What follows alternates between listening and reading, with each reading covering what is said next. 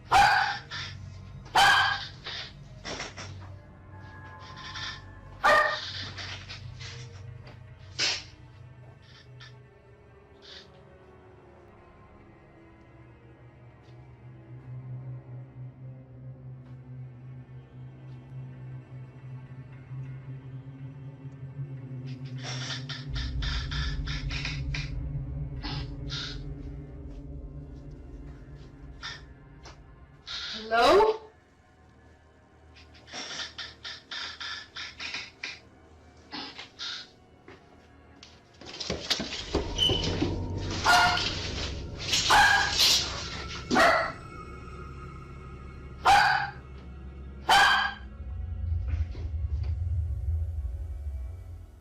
Out of nowhere, a frightful creak echoed through the wood, hinting that someone or something was stealthily making its way across the floor. Her dog felt an unsettling presence and began barking fiercely, more aggressively than ever before. As Hannah cautiously made her way toward the stairs, an eerie sound pierced the silence, footsteps barreling down toward her. In that chilling instant, terror gripped her, and she bolted from the house without a second thought. Hannah found herself utterly isolated that night, and she is convinced that the events that unfolded were anything but ordinary, that maybe her house was now a dwelling for spirits. What are your thoughts on this?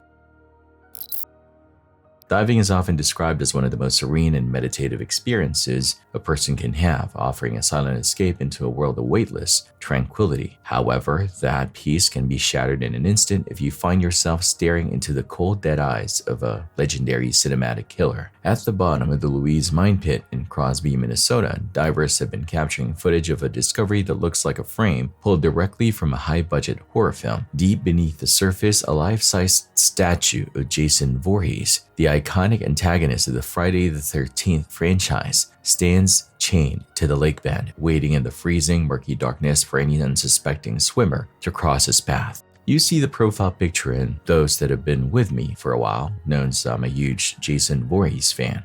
When video of this underwater slasher first surfaced on social media and Reddit, the reaction was explosive. In just 3 short days, views on the original dive footage skyrocketed from 160,000 to nearly 400,000 as people across the globe struggled to comprehend what they were seeing. The figure did not look like a cheap plastic decoration or a clean movie prop. Instead, it appeared genuinely decayed. Years of submersion had taken their toll, leaving the figure thin, skeletal, and heavily encrusted with a thick layer of algae, silt, and underwater grime. It truly looked like something that had been lurking in the depths for decades, biding its time. To understand how this nightmare ended up 112 feet deep in the Minnesota wilderness, you have to look at the history of the location itself. The lake where Jason resides isn't actually a natural body of water. Crosby is situated on the old Kayana Iron Range, one of the 3 primary iron mining regions that provided the essential metal used by the United States during both World Wars. Mining operations in the area began around 1911, but when metal prices crashed in the 1970s and 80s, these massive open pits were simply abandoned. Once the industrial pumps were turned off, natural springs began to flood the craters, transforming them into deep, crystal clear but hauntingly cold underwater sites. Today, these pits are frequently used by specialized diving schools for advanced training. Over time, it became a tradition for local divers to decorate the bottom of the Louise pit. Other explorers had previously sunk plastic skeletons, a statue of a mermaid, a sunken sailboat, and even a discarded snowmobile to give students something interesting to find. But in 2013, a man named Doug Klein decided to take the concept to an entirely new level. Doug, an electrician from Princeton, Minnesota, and a seasoned diver with over a decade of experience in the Louise pit, grew up during the golden age of 1980s slasher films. As he put it, that era was when he felt the coolest, and the image of Jason Voorhees at the bottom of a lake was a perfect fit for his hobby. Doug built the entire Jason figure from scratch using a mix of common household items and thrift store finds. The frame was constructed from plywood and 2x4s, while the body mass was created by wrapping layers of bubble wrap around the wood. He topped it off with a borrowed mannequin head, $30 worth of thrift store clothes, the signature hockey mask, and, of course, a machete to complete the terrifying ensemble. However, the actual deployment of the statue nearly defeated him. Because of the enormous amount of air trapped in the bubble wrap, the figure was incredibly buoyant. Doug described the struggle, noting that the statue wanted to act like a stand-up paddleboard rather than a sinking wave. During the descent, tragedy nearly struck, or at least a very funny disaster, as Doug was using cinder blocks and a lift bag to guide Jason toward a deep drop-off. A rope snapped at 112 feet. Released from its anchors, the buoyant killer shot toward the surface like a Polaris missile. Doug admitted his only thought at the time was a prayer that there wasn't a kayaker or someone on an inner tube directly above, as a sighted Jason Voorhees breaching the water at high speed would have likely caused a heart attack. It took 8 grueling hours of labor, but Doug finally managed to lock Jason down with heavy iron chains. Over the years, the immense water pressure at those depths has compressed the bubble wrap inside the suit, giving the figure the gaunt, skeletal appearance that makes the camera footage so disturbing today. While Doug occasionally visits to wipe the grime off Jason's eyes so he can still see his visitors, he intentionally leaves the rest of the algae buildup to enhance the horror. Divers now travel from as far as Washington State and California just to catch a glimpse of the Minnesota Machete Man. Doug is simply happy that people enjoy the thrill, though he leaves us with a chilling thought. Jason is still down there, perfectly preserved by the cold, waiting for the day someone dives down and finds his chains empty. Elaine Bruno first appeared on YouTube around 2012, uploading simple content like vlogs, comedy skits, and everyday lifestyle videos. His channel wasn't especially popular at the time, and most of the videos only reached small audiences. Still, he continued posting regularly for the next few years, mostly just enjoying the process of recording and sharing pieces of his life online. What he didn't know was that one day, his camera would end up capturing the most terrifying moment he'd ever experienced. That moment happened near the end of May 2015. Elaine had set up his camera to record another casual video, just like he had countless times before. At first, everything seemed normal, but partway through filming, he began to feel a strange and uncomfortable pain spreading across his chest and shoulders. At the time, he didn't realize what was happening. He thought it might just be muscle pain or fatigue. In reality, he was experiencing the early stages of a heart attack.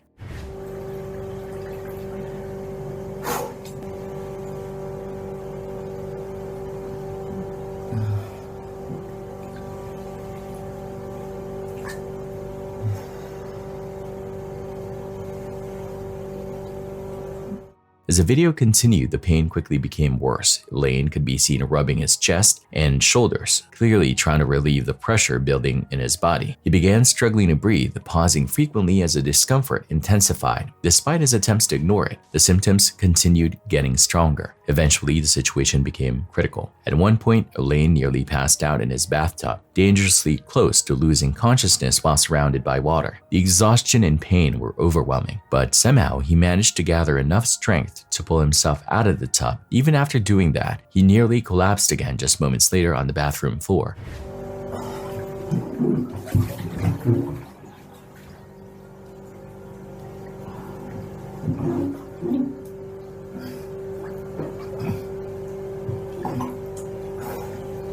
What made the situation even more dangerous was the fact that he was completely alone in the house. If no one had come home, there was a very real chance that he might not have survived. But in what many people later described as incredible luck, his roommate happened to return home earlier than expected that day. The moment the roommate realized something was wrong, he immediately called 911. Emergency responders arrived and Elaine was rushed to the hospital where doctors were able to stabilize him. Thanks to that quick response, he survived the heart attack and eventually recovered. After some time, he even returned returned to YouTube and continued posting videos. While Elaine was fortunate enough to survive, his story highlights just how serious heart attacks can be. Around the world, millions of people suffer heart attacks every year, and many do not survive them. What makes them especially frightening is how suddenly they can occur. One moment, you might be going about a completely normal day, working, relaxing, or even filming a video, when suddenly your body begins to shut down. During a heart attack, the heart muscle begins to lose its supply of oxygen-rich blood, often because of a blockage in the arteries. As that oxygen supply disappears, the muscle starts to suffocate. This creates the intense pressure many people describe as a crushing weight on the chest, often spreading through the shoulders, arms, neck, or back. Breathing can become difficult, and no matter how deeply someone tries to inhale, it may feel like the air isn't enough. Survivors often say the physical pain is only part of the experience. The most terrifying part can be the sudden feeling of dread, an overwhelming sense that something is very wrong. In many cases, the body recognizes the danger before the mind fully understands what's happening. Although modern medicine has improved survival rates, heart attacks remain extremely dangerous, especially when help doesn't arrive quickly. Early medical treatment can make the difference between survival and tragedy, which is why symptoms like severe chest pain, pressure, shortness of breath, or sudden weakness should always be taken seriously. Elaine Bruno's experience serves as a powerful reminder how unpredictable these medical emergencies can be. One ordinary moment turned into a life-threatening crisis, and the only reason he survived was because someone happened to arrive home at exactly the right time.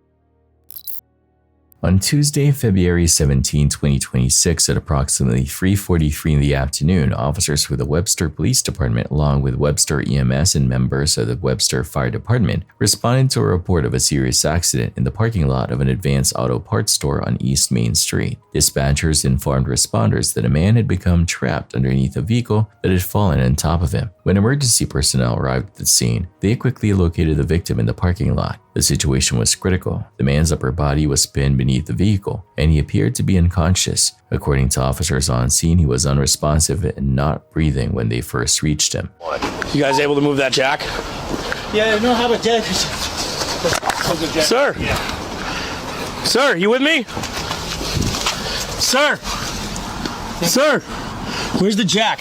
Somebody go inside and grab a f***ing jack. I told him give me the jack.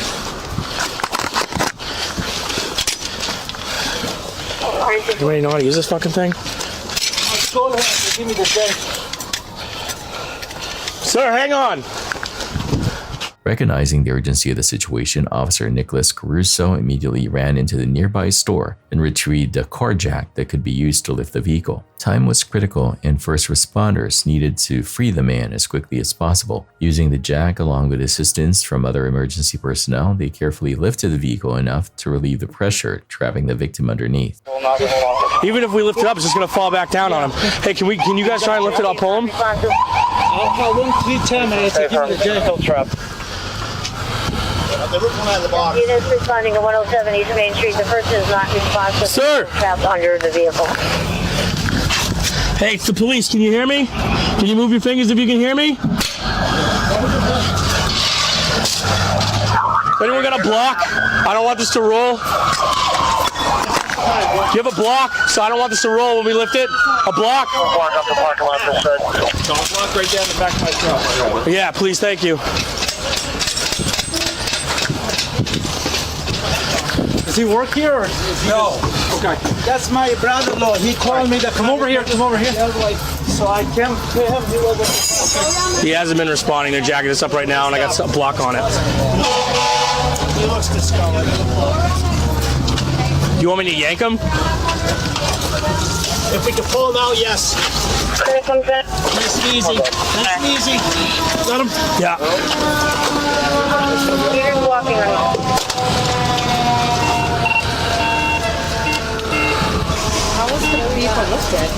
He had a little chunky jack over there. There's a, don't touch it, please. There's like a little thing, and it looks like when it slipped. Once the vehicle was raised, officers and responders quickly pulled the man out from beneath it. In a moment that brought some relief to those on scene, the victim began breathing again shortly after he was freed. Emergency personnel immediately began assessing his condition while preparing him for transport to the hospital. Webster EMS transported the man to UMass Memorial Health, Harrington Hospital in Webster for initial assessment. Due to the nature of his injuries and the severity of the accident, he was later transferred to UMass Memorial Medical Center in Worcester for further evaluation and care. After speaking with witnesses and examining the area, investigators learned that the man had been working on his own vehicle in the parking lot. He had reportedly used his personal car jack to lift the vehicle so he could inspect the problem underneath. At some point during the inspection, the jack failed or slipped, causing the vehicle to suddenly drop. The weight of the vehicle came down on the man's chest, trapping him beneath it. Because he was working alone at the time, he was unable to free himself, which is why emergency services had been called. The quick response from officers, firefighters, and EMS personnel proved critical in preventing a much worse outcome. By locating a jack quickly and coordinating their efforts, responders were able to lift the vehicle and free the man before the situation became fatal. What began as a terrifying accident in a store parking lot ultimately ended with the victim recovering in the hospital, thanks to the rapid response and coordinated efforts of those who arrived to help. A creepy video has been making the rounds online lately, and it spreads fast across social media, but no one seems to know where it originally came from. The clip appears to have been filmed in a graveyard during a funeral. A large group of people can be seen standing around quietly, the mood heavy and uneasy from the start. At first, nothing seems unusual. It looks like a normal burial service, then the moment takes a disturbing turn.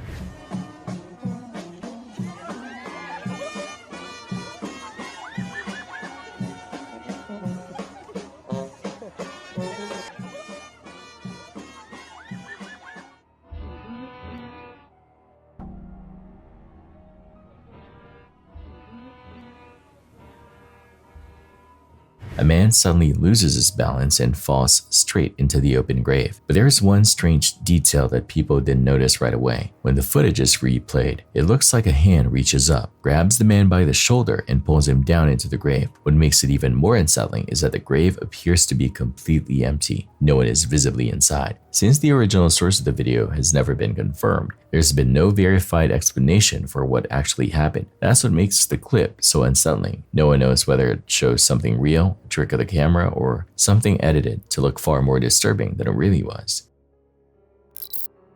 Every day on our highways, we encounter drivers who make us question the very process of licensing, whether it's someone distracted by a smartphone, drifting aimlessly between lanes, or failing to check a blind spot before a high-speed merge. Human error is a constant companion on the road, but what happens when even the most diligent, focused drivers are stripped of their primary sense? What occurs when the world beyond your windshield simply ceases to exist? Imagine being suspended on a narrow strip of concrete, 24 miles of open, dark water beneath you, and suddenly the horizon vanishes into a wall of white. On the morning of December 17, 2024, this nightmare became a reality on the Lake Pontchartrain Causeway in Louisiana. The causeway is a marvel of civil engineering connecting the city of Metairie to Mandeville, stretching out roughly 24 miles across the vast expanse of Lake Pontchartrain. It holds the prestigious Guinness World Record for the longest continuous bridge over water in the entire world. The first span of this massive structure opened in 1956, with a second parallel span added in 1969 to accommodate growing traffic. It is a unique and unforgiving driving environment. For nearly its entire length, there are no shoulders to pull over on, no emergency turnouts, and absolutely no exits. Once you pass the toll plaza and commit to the bridge, you are locked into your path until you reach the other side, nearly half an hour later. On that particular Tuesday morning, thousands of commuters began their journey across the lake just as they had done thousands of times before. However, the atmosphere was shifting. A phenomenon known as sea fog began to roll off the cold lake waters with incredible speed. While the National Weather Service had already issued a marine dense fog advisory, few expected the visibility to deteriorate as sharply as it did. Within minutes, sightlines dropped to less than a tenth of a mile. For those trapped on the bridge, the car directly ahead was reduced to a pair of dim, ghostly red glows in a thick gray soup. The chaos began around 8:30 a.m. when the first collision occurred. Because the bridge lacks shoulders, a single stopped vehicle becomes an immovable wall for everyone behind it. What followed was a terrifying chain reaction that rippled across the structure. The bridge became a gauntlet, a twisted metal with 6 separate clusters of pileups breaking out, 4 on the northbound side and 2 on the southbound span. In total, between 40 and 50 vehicles were caught in the carnage. Passenger cars were sandwiched between heavy trucks and a massive 18-wheeler jackknifed, blocking the entirety of the roadway. Some vehicles were so severely crushed that first responders had to use heavy-duty hydraulic tools, the jaws of life, to pry the victims from the wreckage. Witness accounts from the scene are harrowing. Gary Gassard, a driver who found himself stuck near the 11.8-mile marker, described the event as a domino effect of pure destruction. He noted that the fog was so dense he couldn't see more than a single block ahead. He recounted seeing multiple vehicles, including a massive big rig, collide with a deafening series of impacts that sounded like explosions echoing over water. Another survivor, truck driver Irene Goddard, spoke about her narrow escape with a sense of divine gratitude. She recalled driving through the haze, initially thinking the conditions were manageable, only to see a wall of brake lights suddenly appear. She slammed on her brakes just in time to watch the semi-truck ahead of her plow into a line of cars, pancaking a white sedan in front of her. Though her truck remained untouched, she was left shaking from the sheer scale of the violence she witnessed. The danger was so extreme that even a Causeway police officer who had arrived to help victims of the initial crash was rear-ended by another vehicle unable to stop in time. The bridge was completely shut down in both directions for over 7 hours as emergency crews worked to clear the mangled mess of debris and smoke. Remarkably, despite the severity of the impacts, no life-threatening injuries were reported among the 33 people hospitalized. However, the toll on property was immense, with at least 36 people requiring a full rescue because their cars were physically incapable of being moved from the site. Carlton Dufresnoy, the Causeway's general manager, pointed to a specific reason why the day didn't end in mass casualties: a $100 million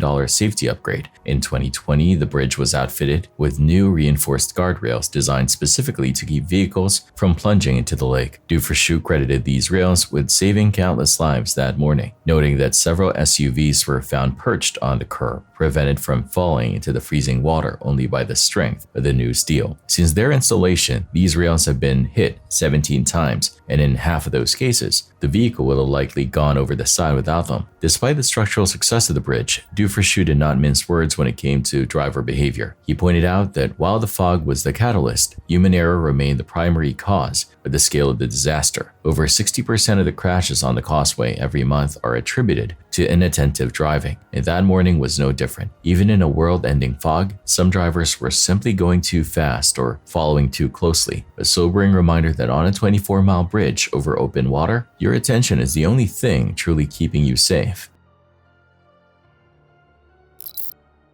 Oh,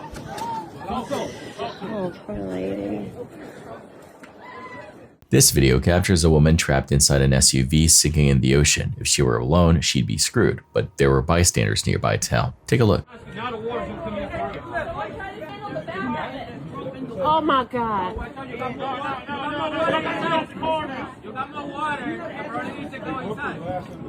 It's tilted. Oh Lord. Oh God. Oh no, Jesus. No. Nate, move. Oh my God. Oh. The car is in the water. Is the driver still inside? Yes. Okay. The driver's still inside, but the glass is broken. Oh God.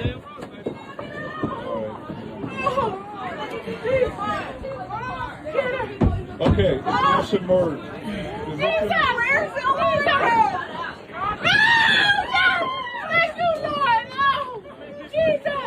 Okay, she got out. Oh my God. Oh, thank you, Lord. Did they get her out? This woman has crazy luck because one of the bystanders was a Navy rescue swimmer. Praise the Lord indeed. I'm very happy this woman made it out alive. Not everyone gets this lucky in a situation like this. Get ready for some truly hair-raising footage captured by a network of security cameras in the Philippines. The video tracks a woman dressed in a vibrant red jacket as she moves along a quiet sidewalk, but the atmosphere quickly shifts from mundane to macabre.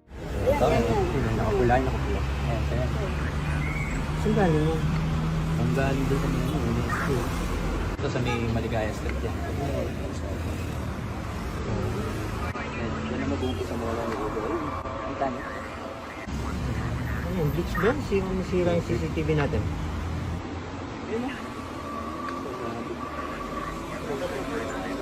Kasi kay Sanchez yung CCTV, bakit yun? Wala yung ulo. Pati nga nung bangka?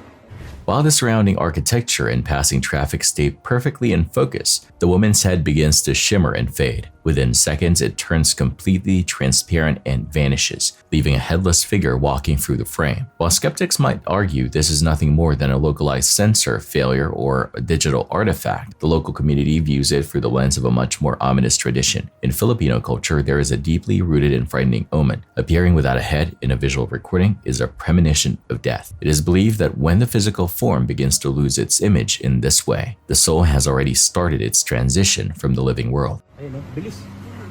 Ayun, nawala ng pwede. The true horror of this clip, however, is the tragedy that reportedly followed. Local accounts claim that just minutes after she passed those cameras, the woman was struck by a taxi that had lost control. The brutal collision proved fatal, fulfilling the headless prophecy with terrifying speed. Although the video has become a viral sensation across Southeast Asia, the original footage remains an anonymous mystery. Whether you believe it was a technical glitch or a supernatural warning, the sequence of events is undeniably haunting. On the afternoon of August 15, 2019, a series of powerful and volatile summer thunderstorms began to roll through Horry County, South Carolina. For the majority of local residents, this was merely another typical seasonal event, a heavy downpour to break the humidity. However, for a man named Romulus McNeil, it was about to become the most terrifying close encounter of his life. Every heart-stopping second of the ordeal was immortalized by a school security camera, providing a rare, frame-by-frame look at the sheer power of nature. McNeil is a dedicated guidance counselor at the Academy for Technology and Academics located near Conway. Originally hailing from Baltimore, he had settled near the coastal beauty of Myrtle Beach. On that specific evening, the school had been bustling with activity as it hosted a back-to-school parent-teacher conference. By approximately 6:42 p.m., the event had concluded. The halls were emptying, and the parents had mostly departed. McNeil was among the final staff members to exit the building. While the rain had been pouring cats and dogs earlier, there was a brief lull in the storm. Seeing his chance, McNeil decided to make a quick dash to his vehicle. In a moment of eerie foreshadowing, he actually remarked to a colleague, "I hope I don't get struck by lightning," before stepping out into the damp air. What makes the resulting footage so incredibly jarring isn't just the lightning itself, but the terrifying speed at which it occurs. The security camera captures McNeil walking calmly down the sidewalk, an umbrella gripped in his hand, as he carefully navigates around deep puddles. Then, in a literal fraction of a second, the entire video frame erupts into blinding, brilliant white. A massive bolt of lightning strikes the grass just inches away from where he was walking. The luminosity is so overwhelming that the camera sensor nearly whites out entirely. In the immediate aftermath of the flash, the footage shows McNeil staggering violently. The concussive force of the strike causes him to drop his umbrella and hunch over as if he had been physically hit. For a few tense heartbeats, a viewer watching the recording might assume he has been killed or severely injured. However, the survival instinct kicks in almost instantly. McNeil straightens his posture, scoops up his discarded umbrella, and begins sprinting toward his car at full speed. The entire sequence from the strike to his flight unfolds in less than 2 seconds. McNeil later recounted the experience with a mixture of shock and disbelief. He described hearing a deafening big boom accompanied by a flash so bright it was disorienting. "I was just trying to get out of there as fast as I can," he told reporters. He explained that the strike jolted his entire system, leaving him momentarily dazed and physically shocked by the proximity of the electrical discharge. Ironically, he mentioned that at that exact moment, his only goal was to get home and have a quiet dinner. His principal, who happened to be watching the storm through the school's glass doors, witnessed the strike in real time and noted that the thunder and the lightning were perfectly simultaneous, indicating the hit was right on top of them. Adding to the mystery of the event, McNeil recalled seeing a completely separate lightning strike hit a store across the street just moments before the one that nearly took his life. He wasn't even certain if the two strikes were part of the same branching bolt or two entirely different discharges. Meteorologists and lightning experts who later reviewed the security footage frame by frame concluded that the bolt likely hit the patch of grass directly adjacent to the concrete sidewalk. One expert suggested that while it may not have been a direct hit to his body, it was close enough to send an induced electrical current through him. Interestingly, experts pointed to the fact that McNeil was able to drop his umbrella and then pick it up again as a sign of his incredible luck. Typically, when a human takes a direct hit of that magnitude, the muscles lock up in a state of tetany, making it impossible to release whatever they were holding. Because he was able to move at a quick pace immediately after the strike, it is believed he avoided the full lethal path of the current. The following day, McNeil shared the footage on Facebook, jokingly referring to it as his crazy experience and expressing profound gratitude that he was able to motor scoot away without any major injuries. This bone-chilling footage was captured by a television news crew during a live broadcast inside a morgue in Uruguay. The journalists had arrived to investigate reports of extreme neglect in a facility in a state of total disrepair as a reporter speaks to the camera, describing the horrific lack of maintenance and the overwhelming stench of decay filling the halls. The atmosphere takes a supernatural turn that no one expected. Vengan a ver un poquito.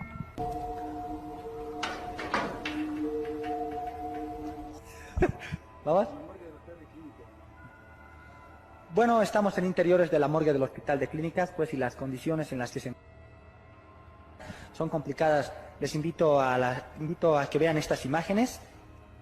Without any physical interference, the heavy lock on one of the doors behind the journalist begins to rattle and turn on its own. Moments later, the door creaks open into the dark room beyond. The reporter notices the movement immediately, but because he is on live television, he attempts to maintain his professionalism. He lets out a forced nervous laugh to mask his mounting fear before cautiously continuing his report and stepping into the disastrous room. In later interviews, the journalist confessed that the facility was the most terrifying place he had ever stepped foot in. Many viewers and local residents believe that the combination of extreme neglect and the somber nature of the building has caused the morgue to become truly haunted. Whether it was a draft and mechanical failure of the old lock or something more inexplicable, the footage remains a disturbing piece of television history. Here's an incident where a truck driver believed the law didn't apply to him. Observe.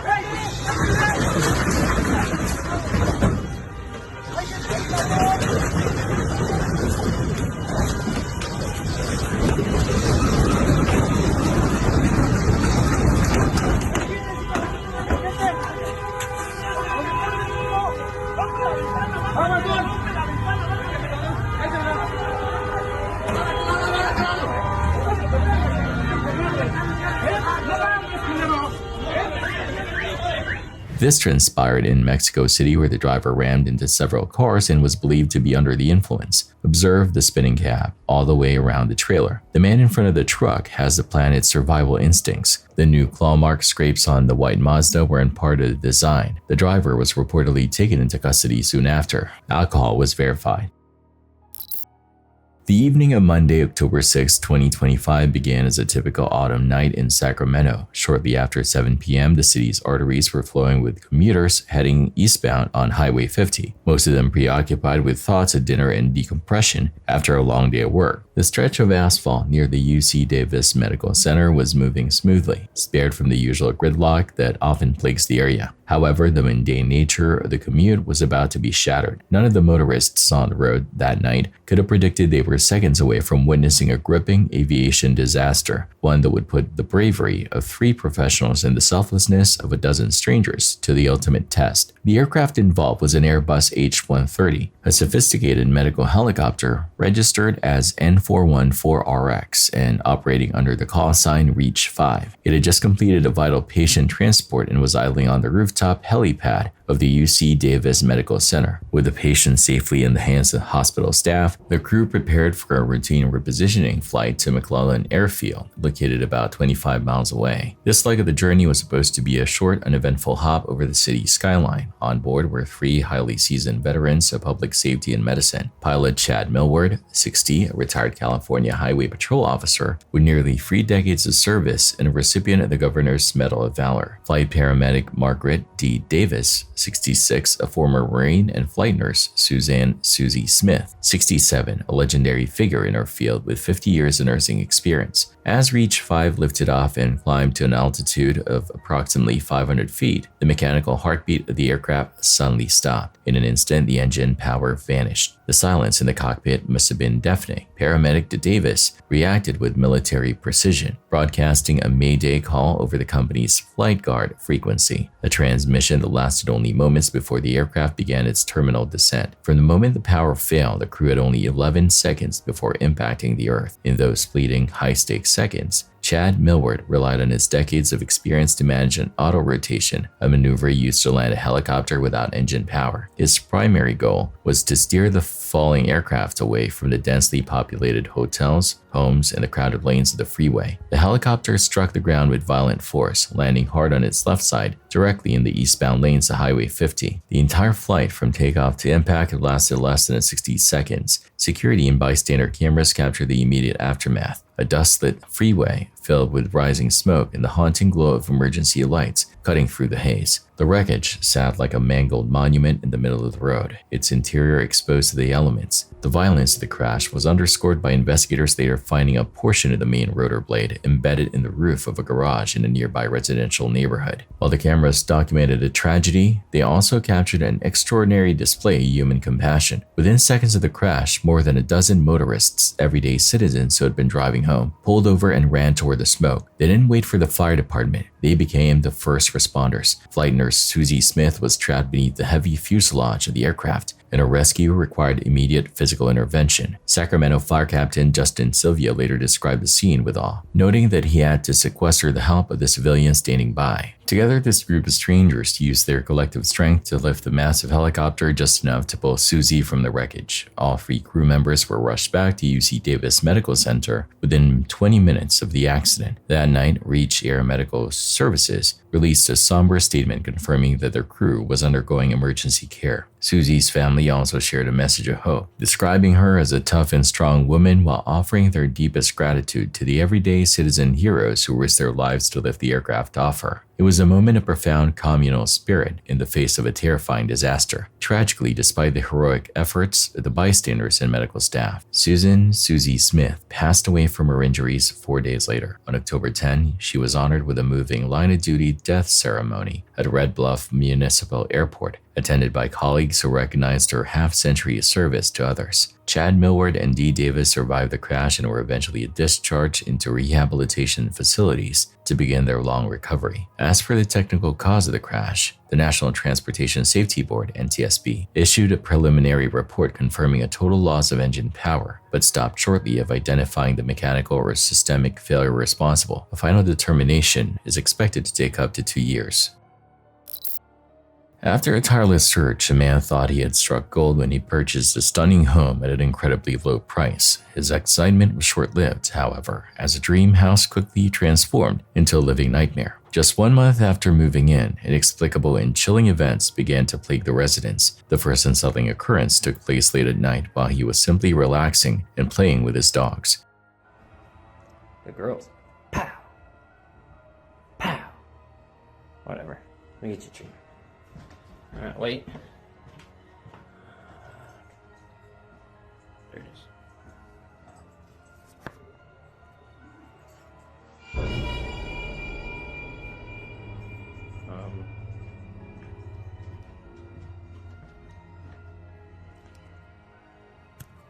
There you go.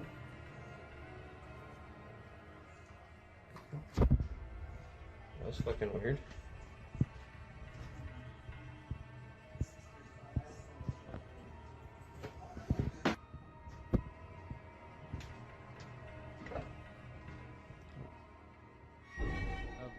In a scene straight out of a horror film, a heavy drawer slid open by itself, followed moments later by the bedroom door slamming shut without a draft in sight. The following day, a sequence of bizarre noises from the second floor prompted him to set up a camera, desperate to document the source of the disturbances.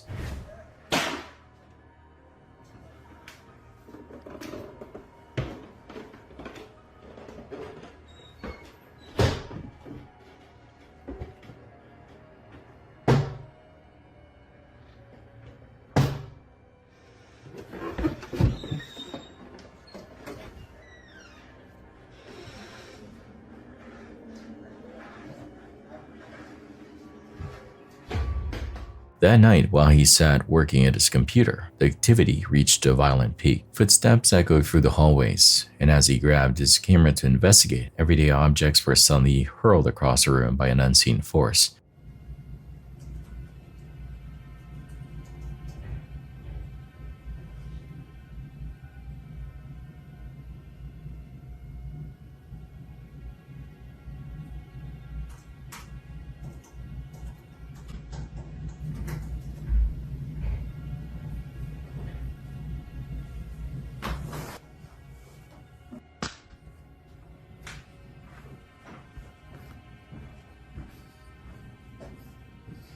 Hello?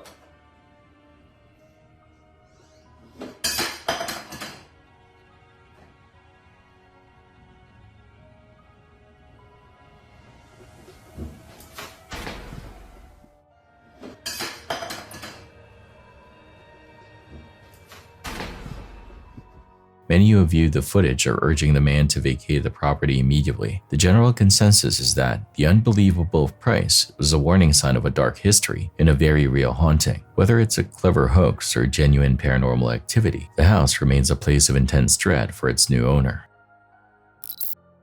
This right here is disgusting. Patients were understandably shocked and horrified by this.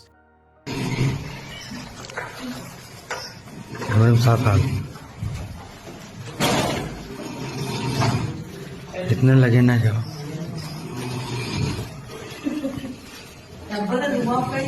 Luckily, upon discovery, sanitary crews were sent to clean the building and set traps. How would you react if this were your hospital?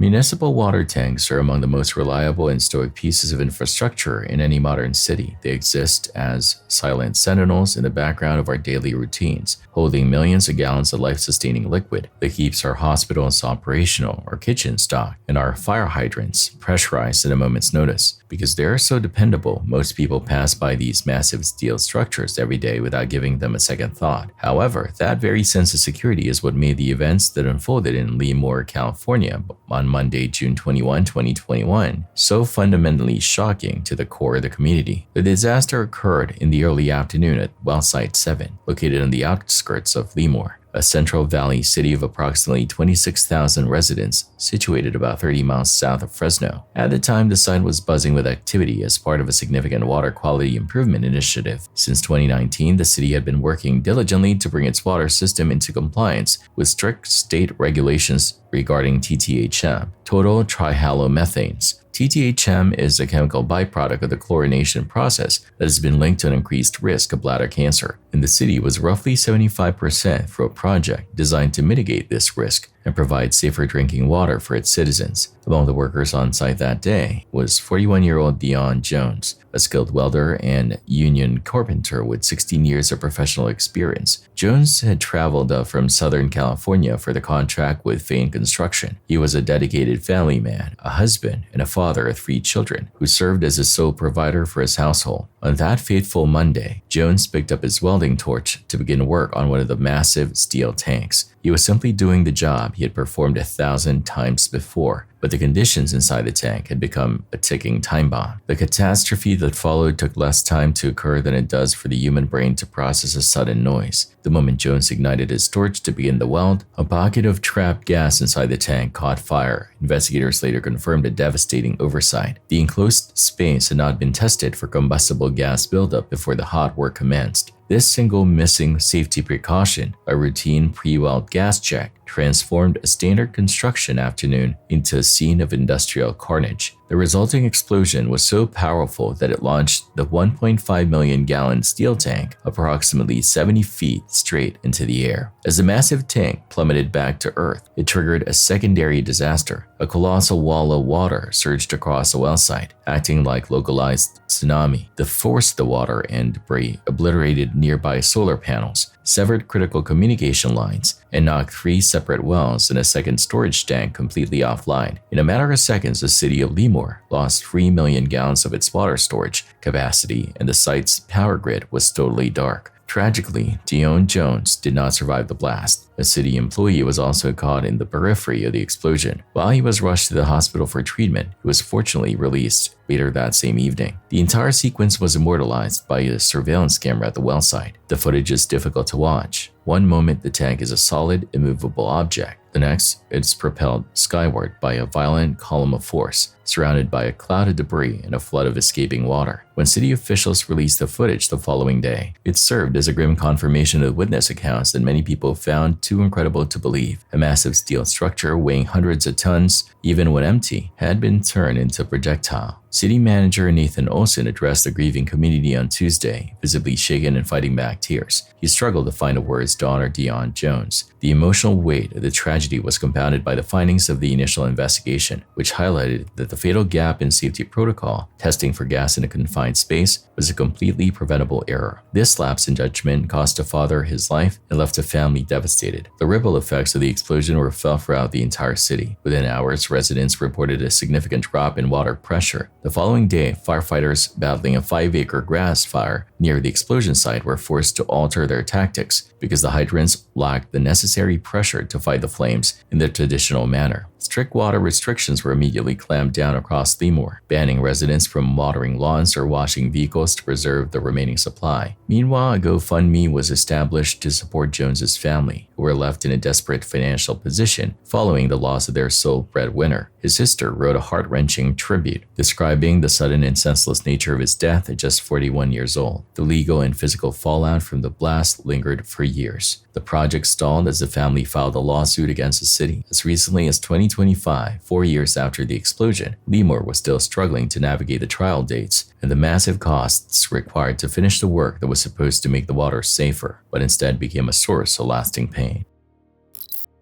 While many eerie security camera clips circulate online, this specific recording from a private residence stands out because investigators and viewers alike believe it to be authentic rather than a staged hoax. The incident began late one night when a homeowner was startled by an aggressive crashing sound and unusual noises coming from just outside her house. Upon checking the perimeter, she found nothing out of place, which prompted her to review the digital surveillance logs for that hour. What the cameras captured is truly spine-chilling.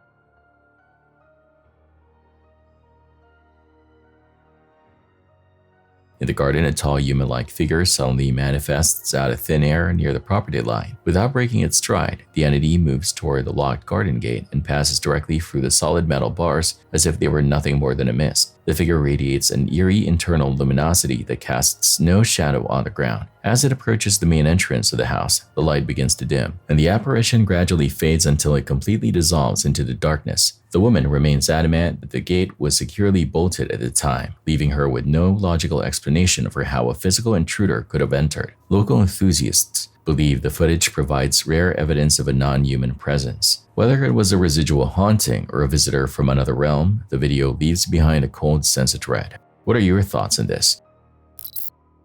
Waking up to the realization that your young one is missing is the most paralyzing nightmare any parent can imagine. For one family in New Zealand, this terror became a cold reality on the morning of August 9, 2017. Auckland police received a frantic report that an 11-day-old infant had been snatched from their home during the middle of the night. The entire chilling sequence was captured by the residence's internal security cameras, providing a digital trail for a crime that felt like a betrayal of the highest order.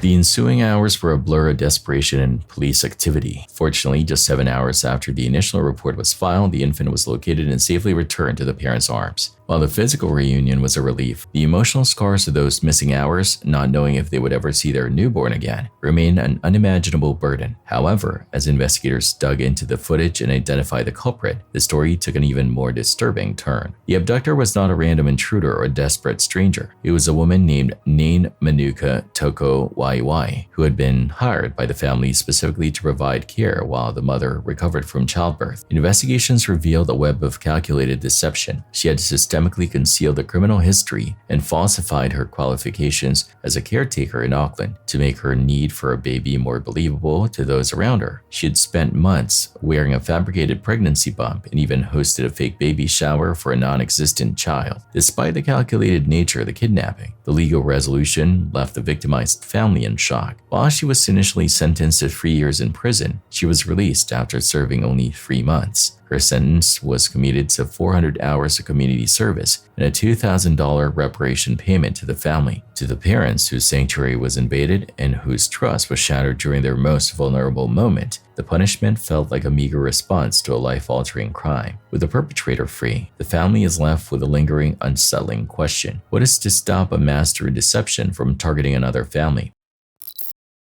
Imagine the height of the holiday season, a busy shopping mall only 4 days before Christmas, full of families, holiday music, and the usual hectic energy of people rushing to buy gifts. Now picture the sound of an engine and the crash of a black pickup truck through the glass doors of a department store, ruining that tranquil image. On Saturday, December 21, 2024, this was a terrible truth in Killeen, Texas. What started as a normal report of a careless driver on a neighboring freeway turned into one of the worst public safety situations the area has ever seen. The event didn't start in the mall. It started 15 miles to the east in Belton. A 911 caller told the police about a black pickup vehicle driving erratically on Interstate 35 around 5 in the afternoon. Trooper Brody Telford of the Department of Public Safety was already on patrol and was ready to stop the car. But the motorist, 53-year-old John Darrell Schultz from Kempner, Texas, had no plans to stop. What happened next was an 11-minute chase that went through a lot of holiday traffic. Trooper Telford followed Schultz over the interstate, keeping in touch with other units as the chase got more intense. Finally, Schultz got off the interstate and onto I-14, which took him straight to the Killeen Mall. After he got to the mall, Schultz's behavior got more crazier. He drove over grassy medians and into the busy parking lot. Later, dashcam footage would show a scary detail. Schultz didn't only crash into the building because he was desperate. He drove around the parking lot for almost a full minute, as if he were looking for a way in. Lastly, he sped up and pointed the front of his vehicle straight toward the front door of the JCPenney department store. He drove right through the glass doors and into the store, where hundreds of consumers were looking at things without knowing what was going on. Inside the structure, the death and destruction happened right away. The vehicle sped through the inside of JCPenney for many hundred yards, breaking displays, destroying items, and sending consumers running for cover in all directions. A family of 4 from Killeen, who were just attempting to conclude their Christmas shopping, was among the victims. The truck came through the wall when Les Moreno Sr., his wife Jacqueline, their daughter Leoli, and their baby granddaughter Shamar Triss were at the checkout counter. The car or flying debris hit all 4 of them, and they had to be taken to the hospital right away. Despite the crash, all 4 family members were able to survive their injuries. There was a mix of civilian bravery and quick police action inside the business. Daniel Bartlett, who worked in the rear of the store at JCPenney, remembered when the chaos started. He hurried to the sales floor and saw that people were panicked because there weren't many exits. He opened doors and pointed people in the direction of the salon entrance, trying to get as many shoppers as possible out of the way of the truck. Trooper Telford, on the other hand, didn't wait for help. He got out of his patrol car and raced into the building, where he met a Killeen police officer and a few off-duty cops who were shopping at the mall at the time. This temporary tactical crew chased Schultz through the stores always on foot. When Schultz backed up the truck and tried to advance farther into the busier parts of the mall near a play area for kids, the police had to shoot. They shot the car with several mags until it finally stopped. The scene was strange. The truck's wheels were still spinning on the floor, and the store was full with smoke from the tires and bullets. Months later, body camera footage showed how near Schultz had got into the mall's busy center before being halted. There was a bottle of vodka and a bunch of prescription tablets in the truck, which proved that Schultz was driving while heavily under the influence of drugs. It was also found out that Schultz had been in the U.S. Army from 1990 to 1995. He died at the spot because of the gunshot wounds. 5 shoppers aged 6 to 75 were hurt in all, although thankfully none of the injuries were fatal. During a press conference, DPS Sergeant Brian Washko said that the officer's rapid actions probably stopped a lot of people from getting hurt, since Schultz was clearly heading toward places with considerably more foot traffic. After the tragedy, Trooper Telford and a Colleen officer were given the Texas Municipal Police Association's Warrior Award for their bravery. The entry to JCPenney has been fixed, but the psychological effects on the community are still there. The mall has since looked over and strengthened its security measures, such as putting up stronger barriers around the entrances. It's a sad reminder how quickly a festive tradition can turn into a fight for survival, and how brave people are who run toward danger to defend others.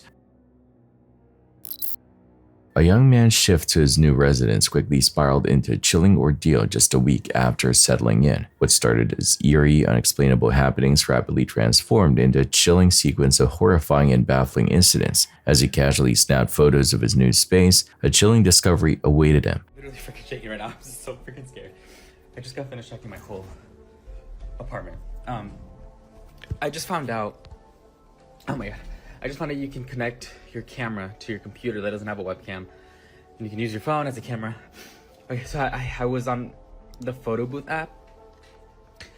I was just like, okay, let me play around with it. I haven't used this in forever, and oh my god, I'm so fucking scared.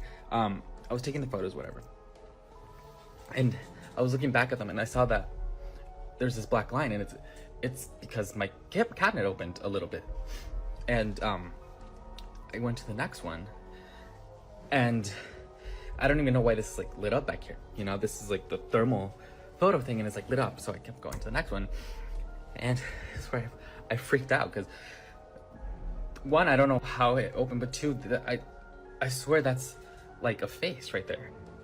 Like it's literally like I don't understand like what that could be. Like it's literally a face, and I'm like, I'm freaking out right now.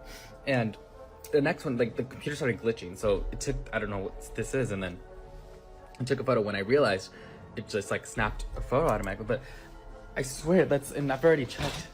I checked my whole apartment, and this, I thought maybe it was up this, because this is black up here, but it was on the second shelf. Like it was not up, it was right here, and there's nothing that looks anything remotely like that. Like it's so, I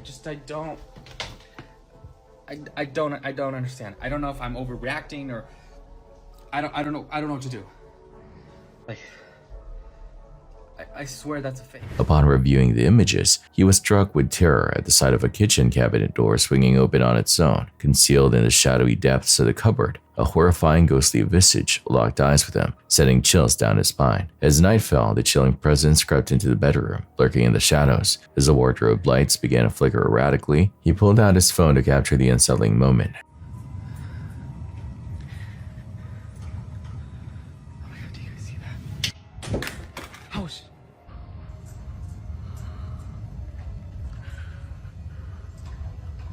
The eerie scene captures the clothes dangling, moving as though an unseen force is at play. In a chilling twist, viewers later spotted the same enormous, fearsome face lurking among the clothes, quietly watching him from the darkness, a detail that eluded the man and the intensity of the situation. Water in my tub, turning on and off and on and off. Go on for a few minutes. I'm gonna go see what's going on.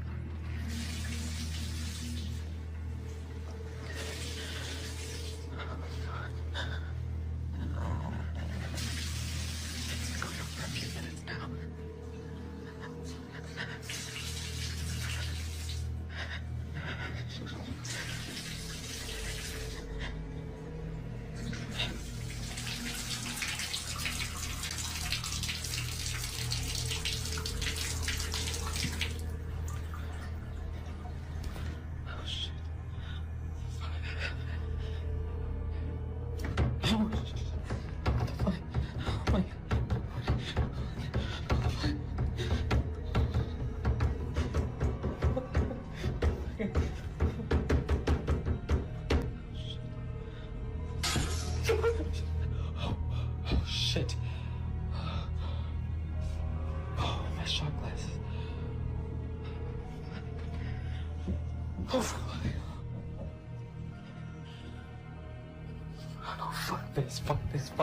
In a chilling turn of events, he set up an extensive security system, only to record the most brutal confrontation imaginable. It's a good time to update you guys on my haunted apartment and the stuff that's been going on.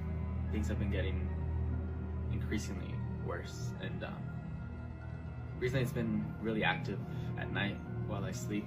I've been waking up with a lot of bruises and scratches, usually around my neck, some around my stomach.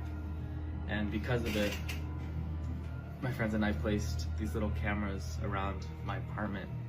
And essentially the cameras start recording when it catches movement. So they're running 24 hours a day all around my apartment, and when movement is caught, it starts recording, and then we're able to play it back. So we're hoping to get some more stuff on tape.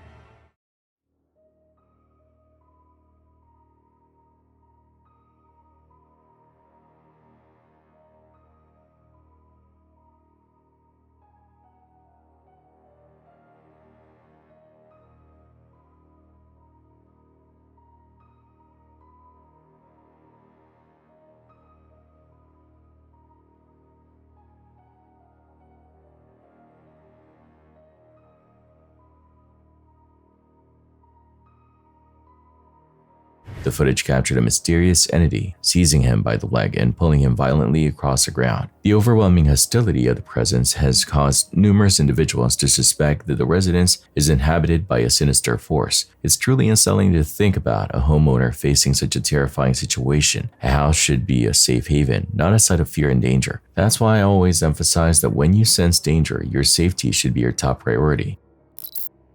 The concept of fraternity culture is often romanticized in popular media as a series of harmless parties and lifelong bonds. However, there is a much darker side to these social organizations that occasionally surfaces, revealing an underbelly of psychological control and physical degradation. To become a full member of a fraternity, new recruits, known as pledges, frequently undergo an initiation process. While these rituals are intended to build brotherhood, they often cross a line into dangerous and illegal territory. A recent body camera recording from the University of Iowa serves as a chilling case study of exactly what happens when that line is not just crossed but completely destroyed. The incident occurred on the evening of November 15, 2024. Emergency responders from the Iowa City Police and Fire Departments, alongside University of Iowa campus police, were dispatched to the Alpha Delta Phi fraternity house following a fire alarm. Upon arrival, the alarm was determined to be a false report, but the atmosphere inside the house suggested something far more concerning than a mechanical malfunction. As officers began to sweep of the property, they entered the basement and stumbled upon a scene that looked more like a hostage crisis than a college social event. They discovered 56 young men standing in the dark, shirtless, blindfolded, and covered from head to toe in various sticky substances, including ketchup, mustard, and beer. What followed was captured in startling detail on police body cameras. The basement was eerily silent. None of the 56 men were moving or speaking. An officer can be heard on the recording attempting to seize control of the situation, shouting, "This stops here, guys. This is the police department. Who's in charge?"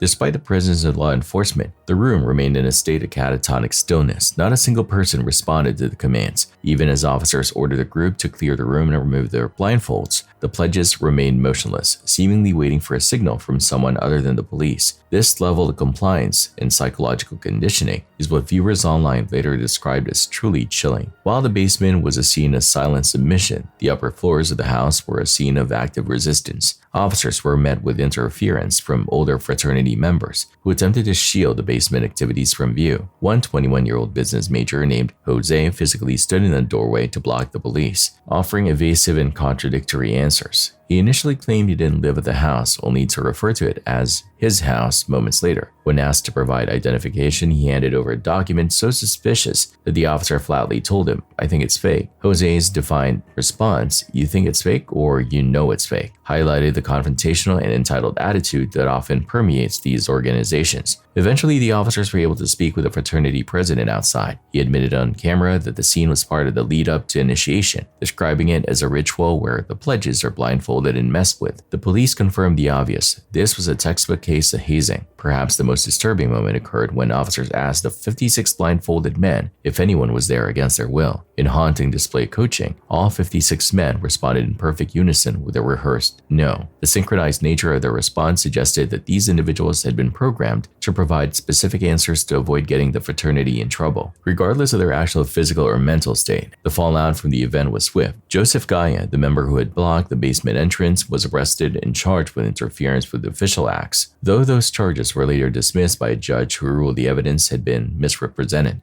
However, the University of Iowa's Office of Student Accountability was not as lenient. Following an internal investigation, Alpha Delta Phi was handed a severe suspension on February 25, 2025. The chapter is barred from campus until at least July 2029. Despite appeals from the national organization claiming only a few members were responsible, the university upheld the ban to send a clear message regarding student safety. When the body camera footage finally leaked to social media in February 2026, it became a global sensation, with a single post amassing over 50 million views. The public reaction was overwhelmingly one of disgust and disbelief. Commentators pointed out the cult-like behavior of the pledges and the sheer embarrassment the incident brought to the university's reputation. Watching the footage, it's difficult to see the brotherhood and 56 men standing in their own filth in a dark basement. It stands as a somber reminder that the desire for belonging can sometimes lead young people into situations where they surrender their dignity and their safety to the very people who claim to be their friends.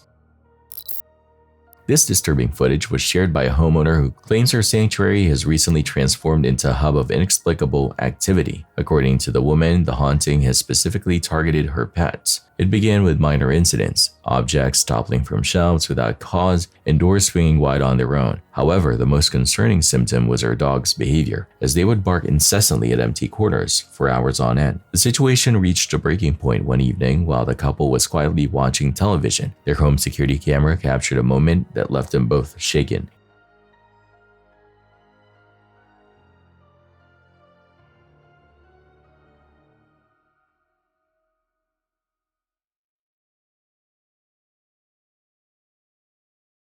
In the video, one of the dogs appeared to be violently yanked and then shoved by an invisible force. The animal suddenly lunges from its resting spot, lets out a heart-wrenching, pained yelp, and scrambles toward its owners in a state of pure terror. The couple was originally confused by the dog's sudden outburst, but the truth revealed in the playback was far more sinister than they imagined. Many viewers are heartbroken for the animal, noting that while humans can rationalize fear, pets are completely defenseless against such unseen aggression. I feel terrible for this family because our pets rely on us for protection, and seeing one in pain from an unknown source is a total nightmare. While many content creators dedicate their channels to staged entertainment or viral stunts, one YouTuber's most impactful upload had nothing to do with views and everything to do with life or death reality. On May 22, 2012, he shared a dashcam recording that captured a terrifying sequence of events on a busy highway, a situation that could have easily resulted in a fatal pileup if not for the quick thinking and empathy of the man and his father. The footage begins with their vehicle trailing a large truck that is behaving erratically, swerving dangerously between lanes and drifting onto the shoulder. At first, the duo's reaction is one of frustration and judgment. Like most drivers, they assumed they were witnessing a case of extreme intoxication or reckless endangerment. They promptly called the authorities to report the vehicle as it passed mile marker 162. However, the situation took a dramatic turn when the truck suddenly veered completely off the pavement and into the grass. As they watched the vehicle struggle to maintain any semblance of a straight line, their perspective shifted instantly. They realized this wasn't the behavior of a drunk driver. It was the behavior of someone losing a battle with their own body. The audio in the car shifts from annoyance to genuine dread as the YouTuber's father realizes the gravity of the moment, shouting that the driver might be suffering a heart attack. What happened next is a masterclass in civilian heroism. Rather than maintaining a safe distance and waiting for police, they accelerated, maneuvered ahead of the drifting truck, and pulled over. They jumped out of their car and ran toward the moving vehicle, successfully reaching the driver's side. Inside, they discovered a man in his 70s who was slipping in and out of consciousness. He wasn't intoxicated. He was in the throes of an acute stroke. They managed to get the truck into park and began the difficult task of keeping the man stable and conscious until paramedics could reach the scene. The importance of their intervention cannot be overstated. Medical data from the American Stroke Association indicates that for every 60 seconds a stroke goes untreated, a patient loses approximately 1.9 million brain cells. By physically stopping the truck and ensuring the man received immediate medical attention, these bystanders likely prevented severe, permanent brain damage or death. Most motorists on that highway likely saw the swerving truck and chose to speed past, assuming the driver was simply impaired. This video highlights how easy it is to misjudge a medical emergency as a criminal act, a bias that often prevents people from helping those in dire need. A family member of the driver later reached out to confirm that the man survived and was able to return home to his wife, thanks entirely to the fact that these two strangers chose to stop. In a world where people often keep driving and mind their own business, this father-son duo proved that paying attention to the well-being of others can literally save a life. It is a powerful reminder that when you see someone struggling on the road, your first instinct should be compassion rather than condemnation. This footage, which has exploded across social media, captures a moment of pure psychological dread. A man was relaxing in his living room when he noticed his dog becoming completely fixated on the ceiling, staring intensely without shifting its gaze for an unnerving amount of time. Sensing that something was wrong, the man began recording the interaction with his smartphone. It's been freaking me out for about 15 minutes. I know, dude. What's going on? What are you seeing? Something's been spooking him. He's jumping around. This dude.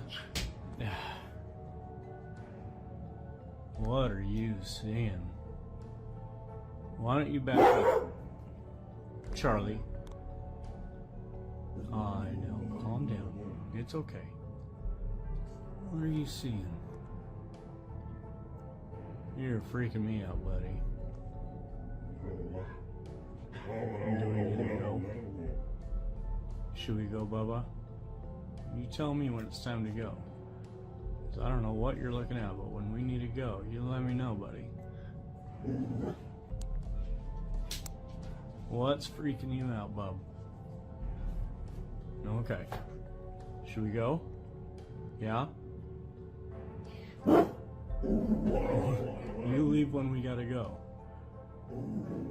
As soon as you walk out, I'll be right back. The dog begins to bark aggressively and growl at the empty space above, reacting to an entity that the human eye simply cannot perceive. The true horror, however, was discovered during the playback. Upon reviewing the footage, the man was terrified to see a small, dark, and semi-transparent figure floating near the rafters, positioned precisely where the dog had been focusing its attention. The most spine-chilling moment occurs when the man jokingly asks his pet if they should leave. A faint, raspy, whispering voice is heard on the recording saying, "Get out." Many viewers believe this is definitive proof that animals possess a sixth sense for the supernatural. Skeptics, meanwhile, suggest it could be a digital artifact paired with a coincidental audio phenomenon. I feel terrible for this man because hearing a direct threat in your own home is a total nightmare. This is why I always tell people to trust their pet's instincts. If they are telling you to leave, it might be time to listen.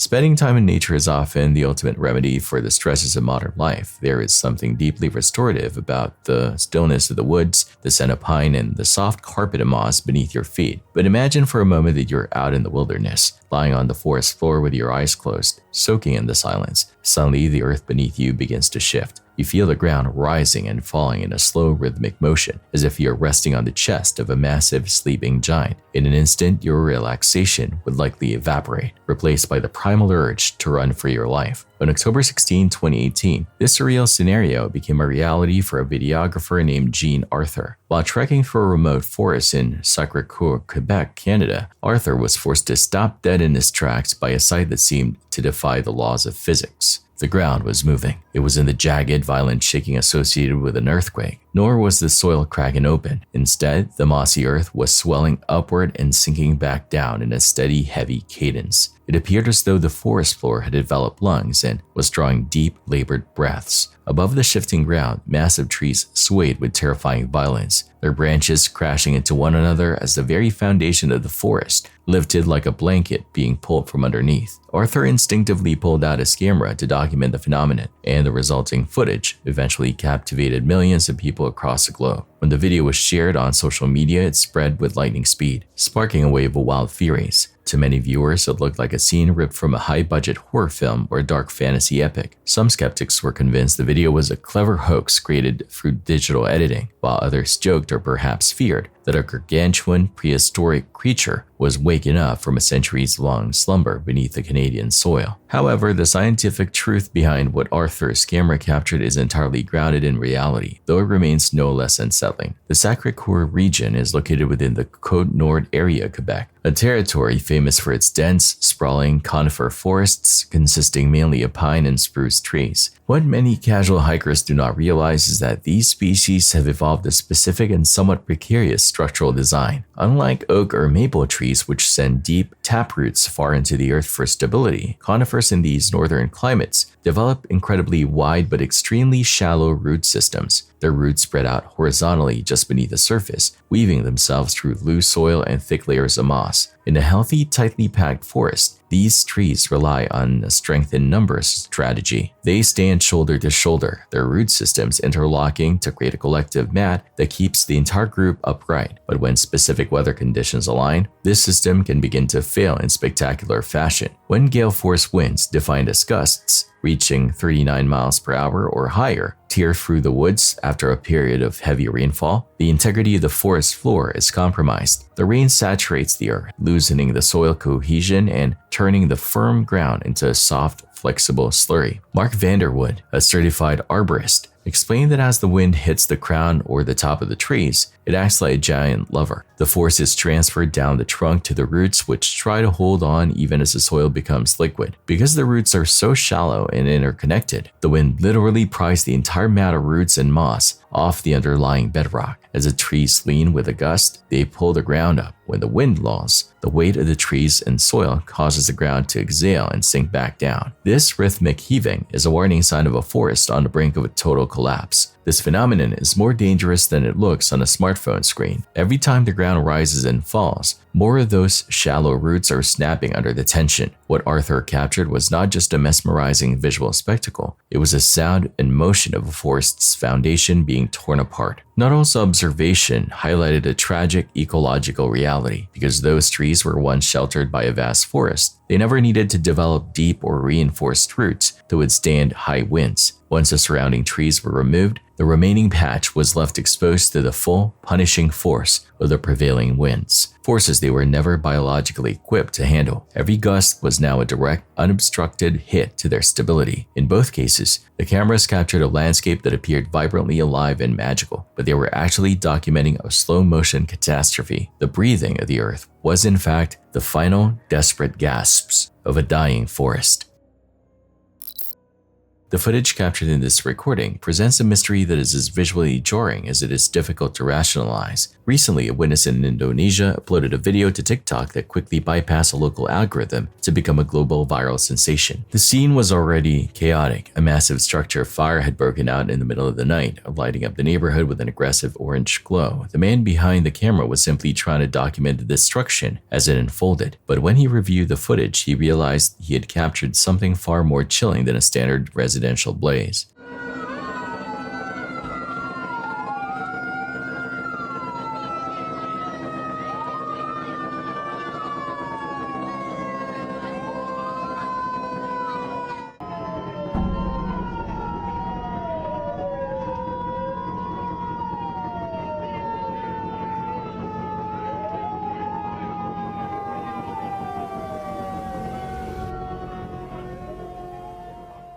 High above the apex of the burning roof, suspended in the thick, billowing black smoke, a dark and humanoid figure appeared to be floating in a completely unnatural posture. It didn't move like debris caught in a thermal updraft, nor did it have the erratic flickering of a shadow cast by the flames. Instead, it hung there, seemingly indifferent to the heat and the chaos below. The original uploader offered no theories or context, simply providing a one-sentence caption that sparked a firestorm of debate. Is there anyone who can explain what this is? Skeptics have pointed toward pareidolia, the human tendency to see familiar shapes in random patterns like smoke, or perhaps a piece of lightweight building material caught in a powerful heat pocket. However, believers in the supernatural suggest it could be a jinn or a manifestation of the intense energy released during such a traumatic event. Regardless of the explanation, the sight of a silent, motionless entity watching a home be consumed by fire is a total nightmare. It's a haunting reminder that sometimes the most terrifying things are the ones we only notice after the smoke clears.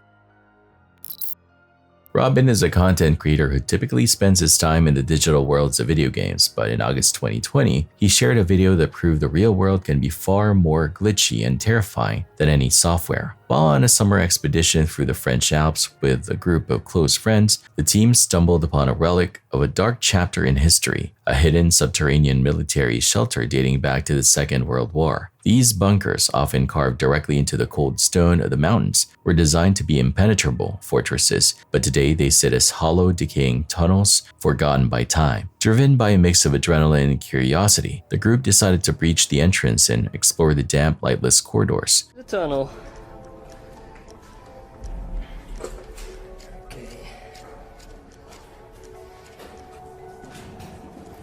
Jezus, het is gewoon sneeuw. Hoe dan? Armed only with handheld flashlights and a camera, they ventured deep into the heart of the mountain, navigating through narrow passageways where the air felt heavy and ancient. At the time, the explorers felt nothing but the excitement of a successful urban exploration. They joked and pushed further into the darkness, completely unaware that the lens of their camera was capturing a presence that shouldn't have been there.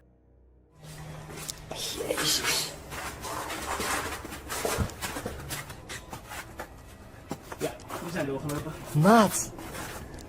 Oh, dit voelt als een heel slecht...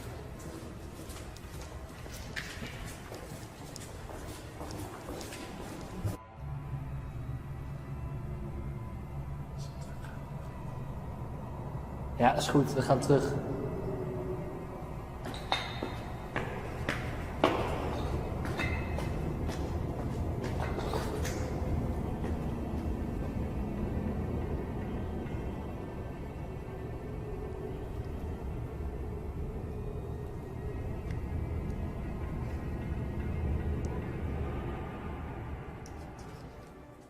It wasn't until Robin returned home and began reviewing the raw footage that the true horror of the trip was revealed. In a fleeting, heart-stopping moment at the far end of a pitch-black tunnel, a transparent ink-black silhouette suddenly manifested. The entity moved with a fluid, unnatural grace, appearing to glide across the corridor before vanishing into the stone wall. Because the men were looking through their own eyes and not the camera screen, they missed the encounter entirely in the moment. Many viewers are now convinced that these abandoned war shelters are still manned by the restless spirits of those who serve there, and that Robin captured a genuine shadow person. Whether it's a trick of the light or a residual haunting, the sight of that dark figure watching from the shadows is enough to make anyone rethink a trip into the deep.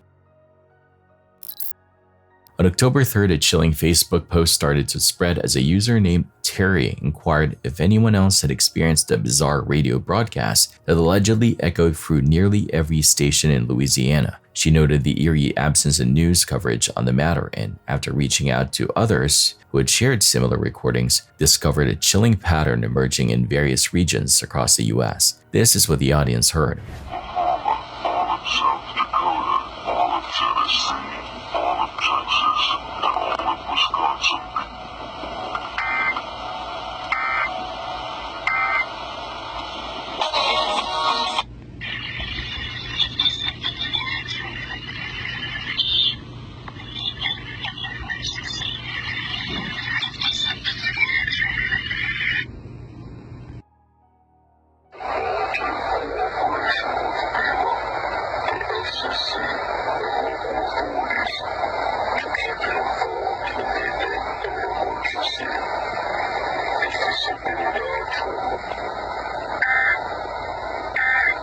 The sound echoes with a chillingly distorted voice, reciting various states, and encountering something like that would undoubtedly send shivers down your spine. Radio stations later revealed that the eerie broadcast was merely a test of the emergency alert system. They claimed that occurrences like this happen frequently, stemming from a dissonance in sampling rates between the original broadcast feed and the various radio stations. When those signals fall out of sync, it can unleash a chilling distortion that echoes throughout the clip. The stations offer that unsettling explanation. What was really conveyed in that chilling moment, however, lingers in the shadows of uncertainty. The digital age has turned almost every smartphone into a paranormal sensor. In a recent upload from a young man in El Salvador, is currently fueling a massive debate across social media. The footage was captured during a vibrant music festival, an evening defined by high energy, loud music, and massive crowds. While the uploader was simply trying to document the sea of people surging toward the concert gates, the camera managed to snag a glitch in reality that none of the thousands of attendees noticed with the naked eye.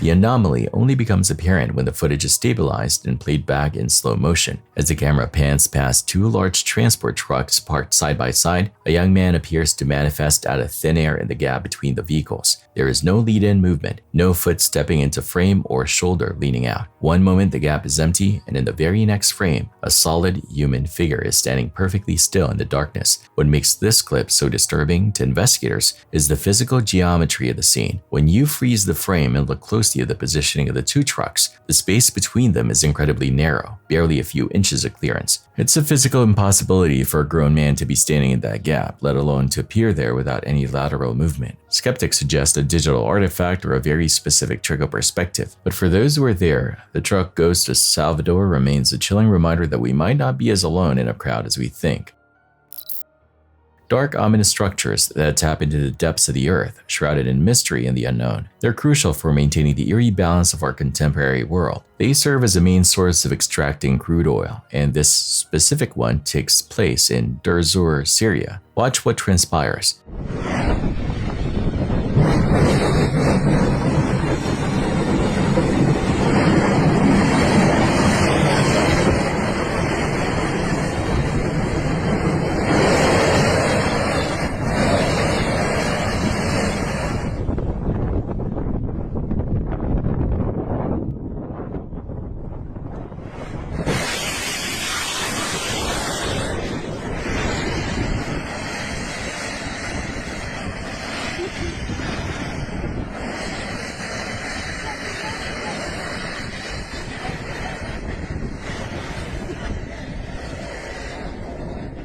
As the lid creaked open, an unsettling chill filled the air, hinting at the secrets that lay beneath. It had been sealed for far too long, and now the darkness within was ready to be unleashed. However, there's a lurking danger with these neglected wells, and that risk looms like a shadow, a pressure failure waiting to strike. It unfolds in the midst of ordinary activities, and the intensity is palpable, as I'm certain you've already grasped after witnessing that.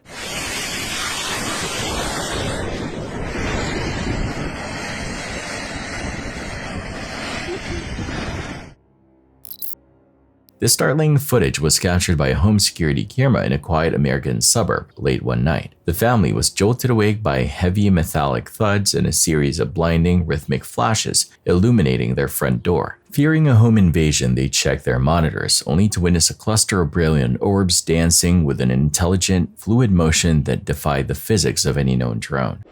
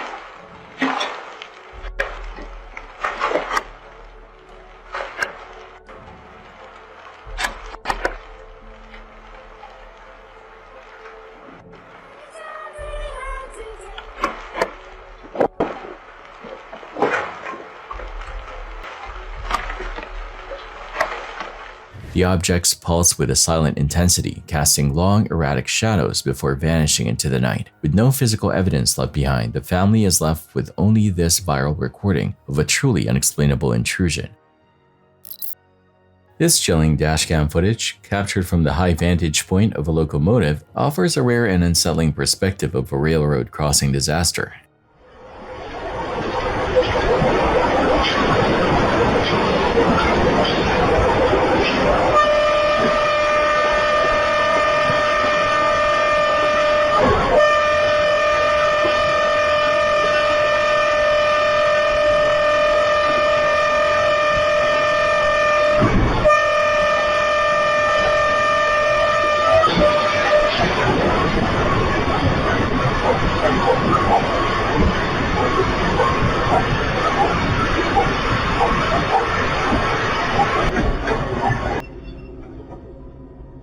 in the SHOUTOUT district of Sarazm region in Uzbekistan. A driver attempted to beat the oncoming train, tempting fate for the sake of a few saved moments. Witnessing the inevitable impact from the engineer's perspective underscores the horrifying reality that a massive train cannot stop in a swift motion. This self-centered decision endangered lives and resulted in a catastrophic collision that serves as a grim reminder: never gamble with a force you can't overcome.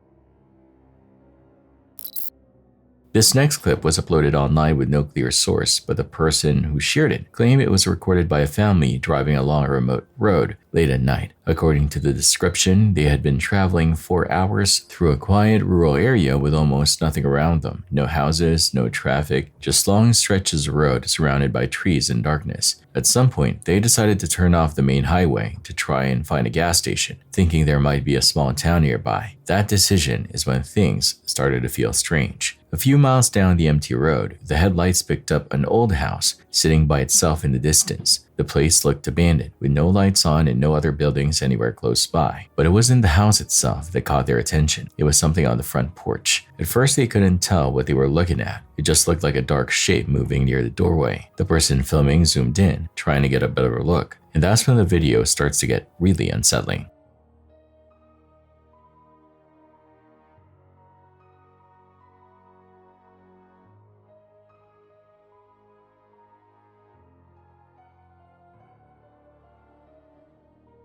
The shape didn't move like a person or an animal. Instead, it seemed to shift and twist, almost like a shadow changing form. One moment it looked tall and thin, the next moment it looked low to the ground, as if it was bending or folding in ways that didn't make sense. The family could be heard talking in the background, confused about what they were seeing. They stayed focused on the porch, watching as a dark mass kept moving in strange, unnatural ways. It didn't walk, it didn't run, and it didn't stay still. It just kept changing shape, almost like it was made of smoke or liquid instead of something solid. Even after replaying the footage, it's hard to figure out what it could be. Some people think it might have been a trick of the light or the camera struggling to focus in the dark. Others believe it could have been an animal moving in the shadows, making it look more unusual than it really was. But there are also viewers who think the movements look too strange to explain that easily. Whatever the family saw that night, the video leaves a lot of questions. On a dark road with no one else around, they found something on that porch that still doesn't seem to have a clear explanation. This eerie sequence, captured by an internal security camera at a primary school, became a viral sensation after being shared by a former employee named Brenna. According to her, the school's play area had long been a source of genuine dread for the students, many of whom claimed to see a scary creature lurking among the toys. While the administrators initially dismissed these stories as overactive childhood imaginations, the nocturnal footage tells a far more haunting story.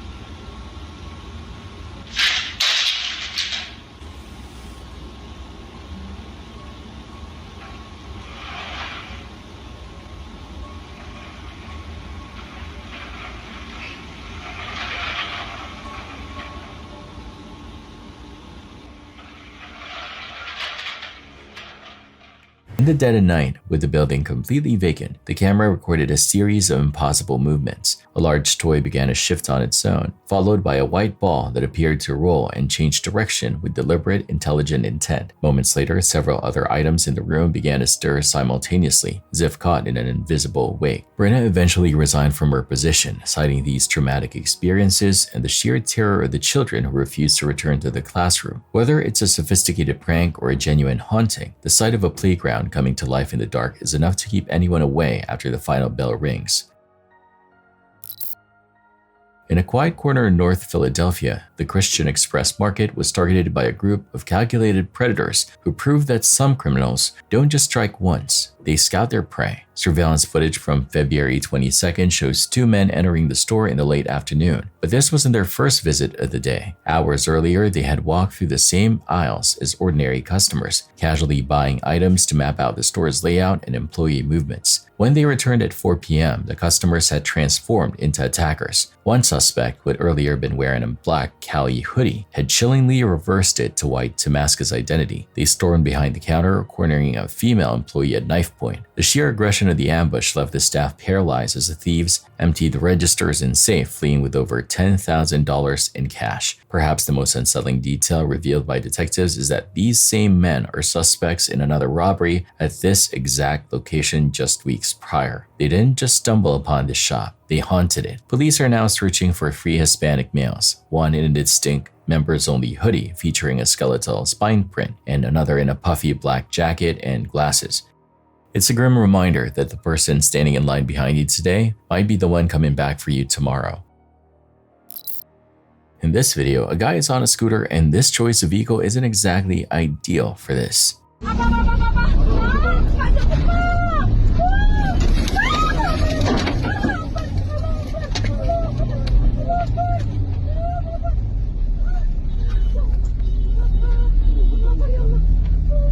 Itu kena itu.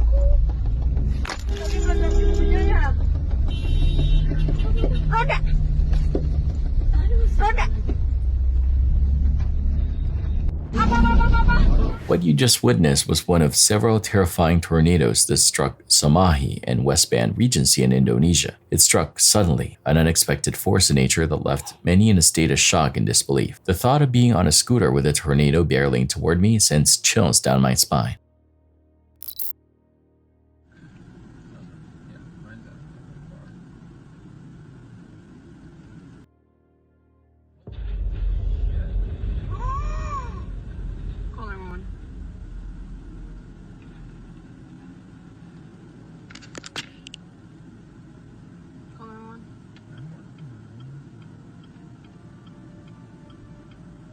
I'm gonna go help. No.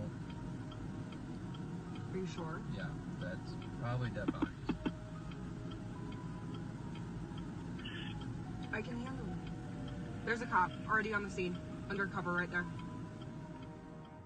An 83-year-old driver in Catoosa County, Georgia mistook the accelerator for the brake, causing a 7-car crash. There were no reported fatalities from the incident, but 4 people, including the elderly woman herself, were admitted to the hospital with varying degrees of injuries. A chilling video surfaced recently, rapidly gaining traction and amassing 1.5 million views in no time. In the dimly lit footage, a group of friends is captured reveling in the eerie atmosphere of a house at night. They caught this girl off guard on her birthday, yet an unsettling event unfolded next.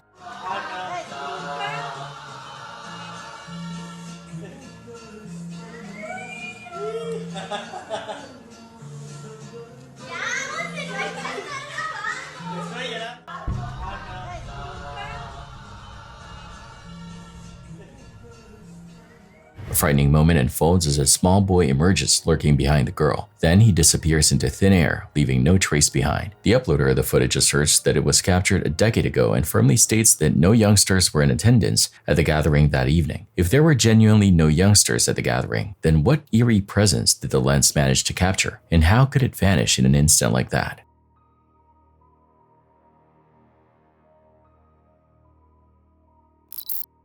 Lantana Beach is usually a place for relaxation, but on this afternoon, the peace was shattered. Lifeguards called for backup after a man, later identified as Lawrence, refused to follow basic safety instructions. When officers arrived, they found a man who wasn't just enjoying the sun, he was drowning in a bottle. Lawrence was found stumbling near his gear, including an inflatable boat he was determined to launch despite being barely able to stand. The officers initially tried to be patient, even helping Lawrence gather his anchor and cooler. They offered him a chance to leave peacefully if he could find a ride, but as the minutes ticked by, Lawrence's coordination and his temper began to unravel. All right, let's start gathering your stuff. We're gonna walk up here, okay? That's the main thing, all right? Yeah, we'll grab your stuff. Let's go. All right. I follow you. Lawrence, I'm following you. You gotta pick your stuff up. Okay, you guys can't fill it and go out tonight? Fine. I said my guys can't fill it and come out tonight. If I leave it here and just leave. No, we definitely can't leave the thing here. Huh? can't No. leave this overnight. This? No. You gotta. You gotta pick your stuff up. Or they're Help gonna. me out, man. I'll get your anchor here.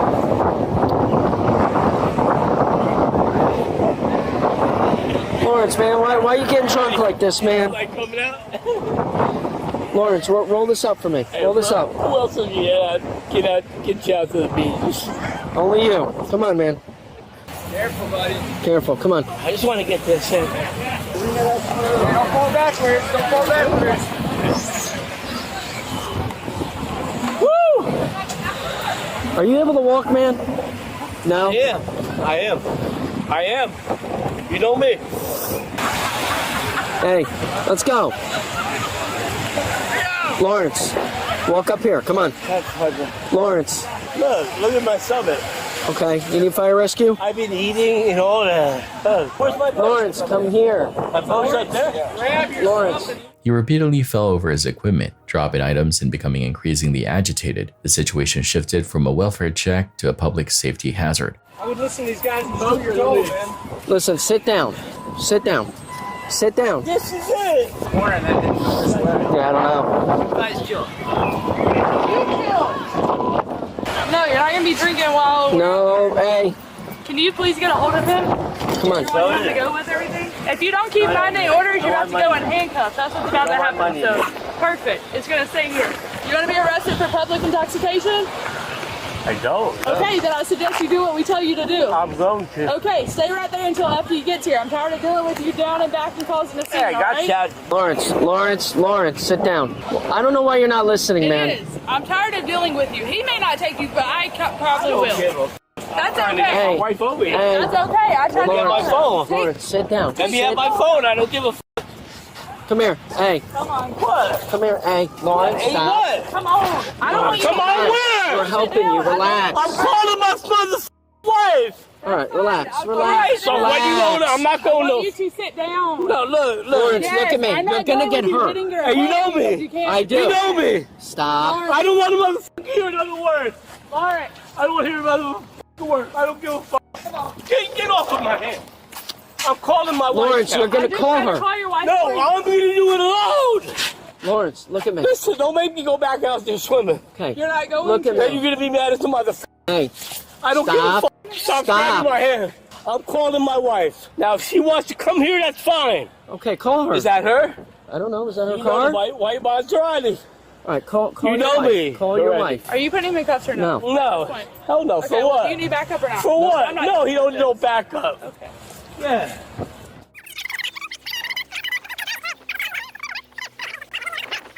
Force him to go. You know. You can take him to jail though. Public intoxication. All right, I'm done dealing with this guy. Okay. Goodbye. Hey.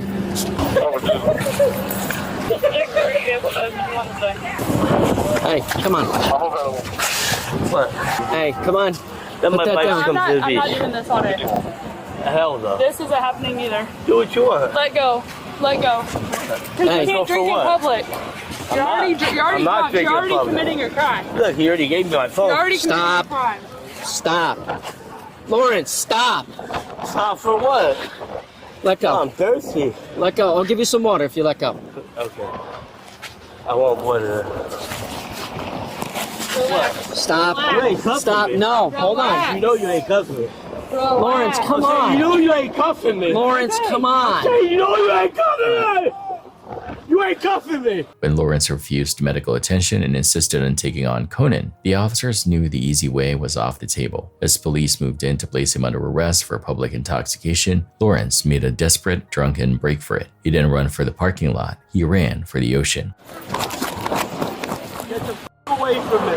All right, hey, Lawrence. I don't give a fuck. Lawrence, come on. I don't give a fuck.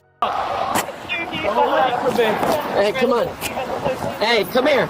Lawrence, get out of the water. Come on. Why do you let him get to this point? Because he's usually cooperative with me. But he's not. He's not willing to get through the back of the end. We're going to have to go. Now he can get there and drown. I know. It's an issue. So now you're going to cause him to go out and go. Sorry, man. We have 2 more officers on the way. Yeah, so we whenever got he 2 gets more. here, you can go in cuffs and go with us. We just need him out of the water. You want us to pull him out? Yes, please, because we're not going to take him whenever he's wet either. Oh, great.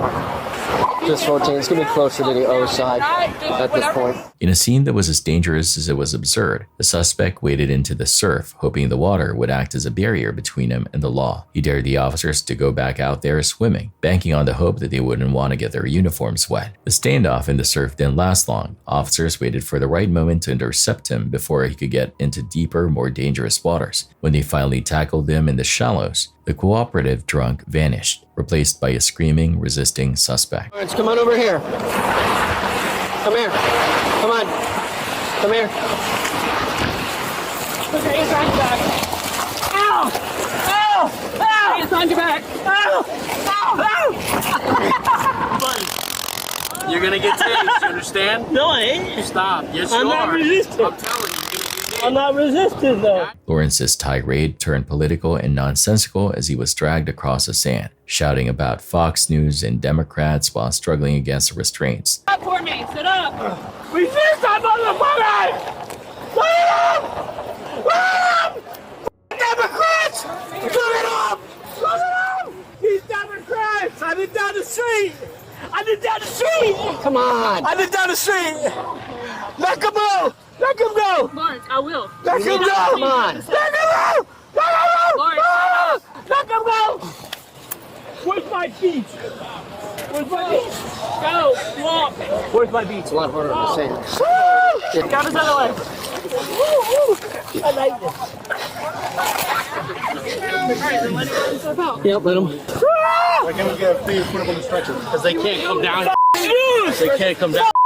Get over here, David! The journey from the shoreline to the patrol car became a grueling physical struggle. Lawrence went dead weight, forcing multiple officers to carry him up the beach stairs like a piece of luggage. Every step of the way, he continued to howl at the sky, a far cry from the man who had been calmly talking about his boat patch kit just an hour prior. Lawrence was slapped with a litany of charges, including battery on an officer, indecent exposure, and disorderly intoxication. He spent nearly a week in custody before posting a $9,250 bond. However, in a surprising twist, the felony prosecution for battery and indecent exposure collapsed just weeks later due to a lack of evidence. The case was downgraded to misdemeanors, leaving Lawrence with a heavy legal bill and a permanent spot in the annals of Florida's most bizarre beach arrests. What began as a simple day at the shore ended as a stark reminder how quickly a few too many drinks can turn a citizen into a public enemy. Can I help you? No. You all good. I'm trying to make her chill. I'm good. No. I guess she can be as mad as she wants to be. That's it. Then you can go over there. Okay. Alicia, it's not funny. Get inside. Get inside. I know. Look at this fucking room.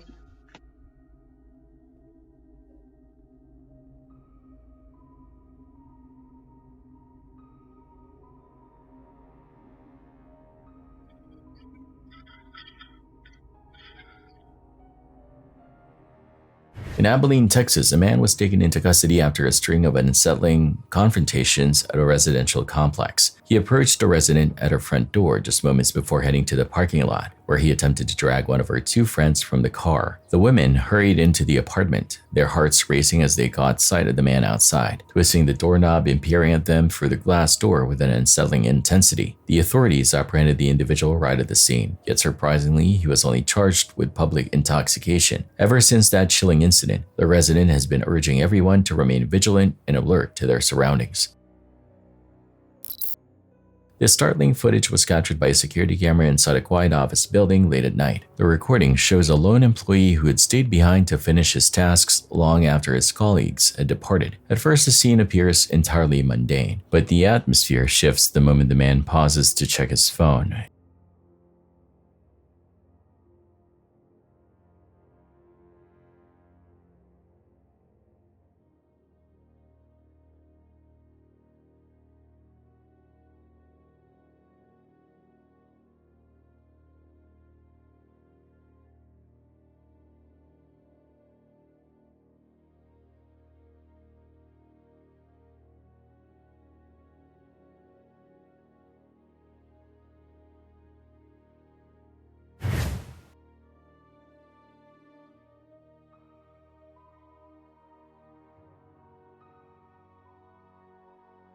In a sudden, violent motion, an invisible force appears to snatch the device directly from his grasp, hurling it across a desk. Terrified, the young man leaps from his chair and flees the room at a quick pace. Upon closer inspection of the frame-by-frame playback, a faint dark shadow seems to manifest near his hand at the exact moment of the impact. Whether this was a localized electromagnetic surge or a genuine paranormal encounter, the employee's raw terror is undeniable.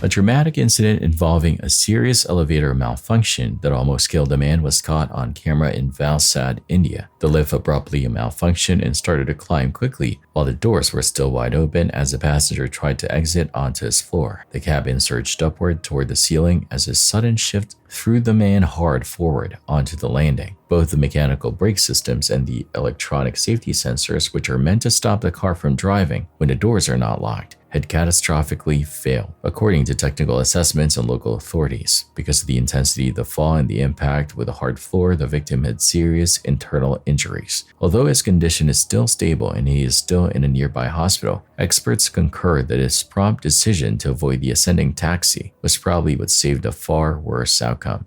We use elevators on a daily basis without thinking twice, so I feel awful for this man. It'd be a nightmare if one of them turned into a trap. I usually feel a little uneasy when I walk through those doors because of this. It serves as a sobering reminder that even the most basic technology needs ongoing upkeep to make sure it doesn't malfunction when we're most at risk. This unsettling sequence was captured by a security camera inside a children's boutique late at night. The footage shows a lone employee preparing to close his shop when the mundane evening takes a terrifying turn.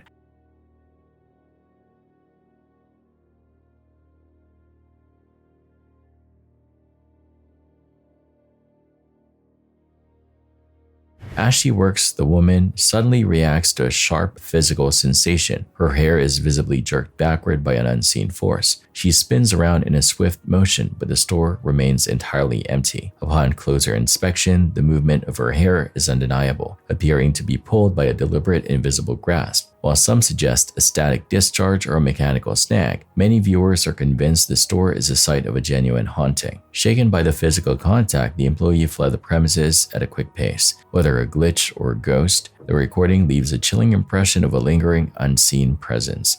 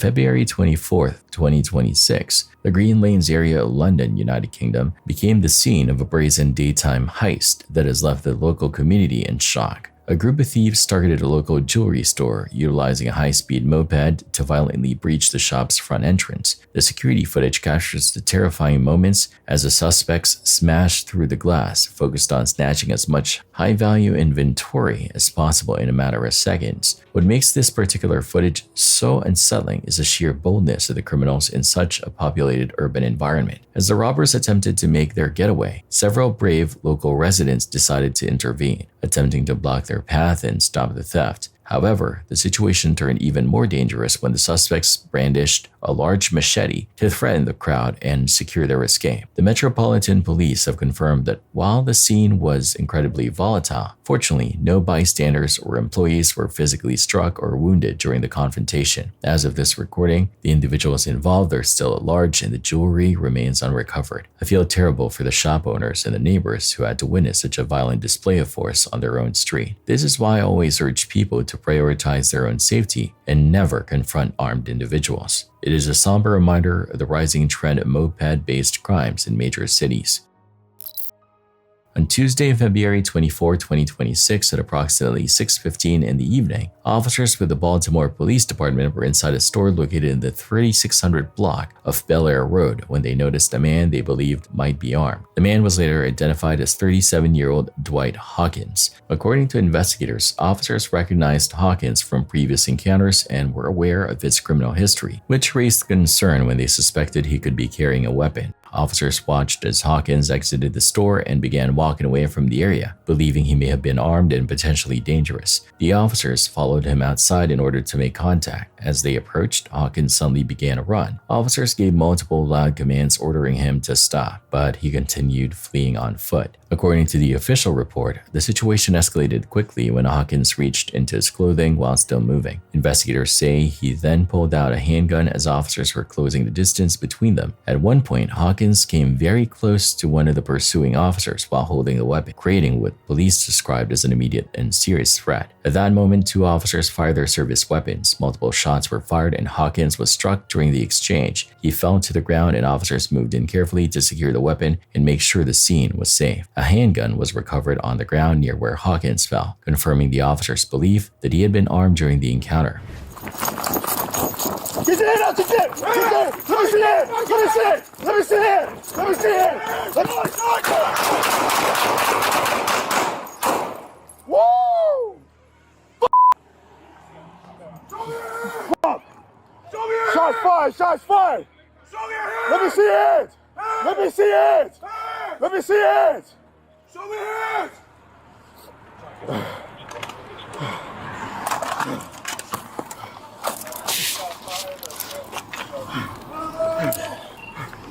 You good? You good? You good? You good? Are you hit? No. Back up. Back up. That's my nephew. I'm sorry. My nephew. Back up. Back up. Back up. Back up. I got you. I got you. Back up. Please, sir. Please, sir. Back up. Oh my God, that's my nephew, yo. Oh, I ain't got no shoes on. I ain't caused no trouble. This is good. Oh my God, Joe. Oh my God, Joe. Back up. Oh. Fuck. Fuck. Fuck. Fuck. Fuck. Fuck. I'm good. Fuck. All right, come here. Got the gun. Got the gun. Got the gun. I got the gun.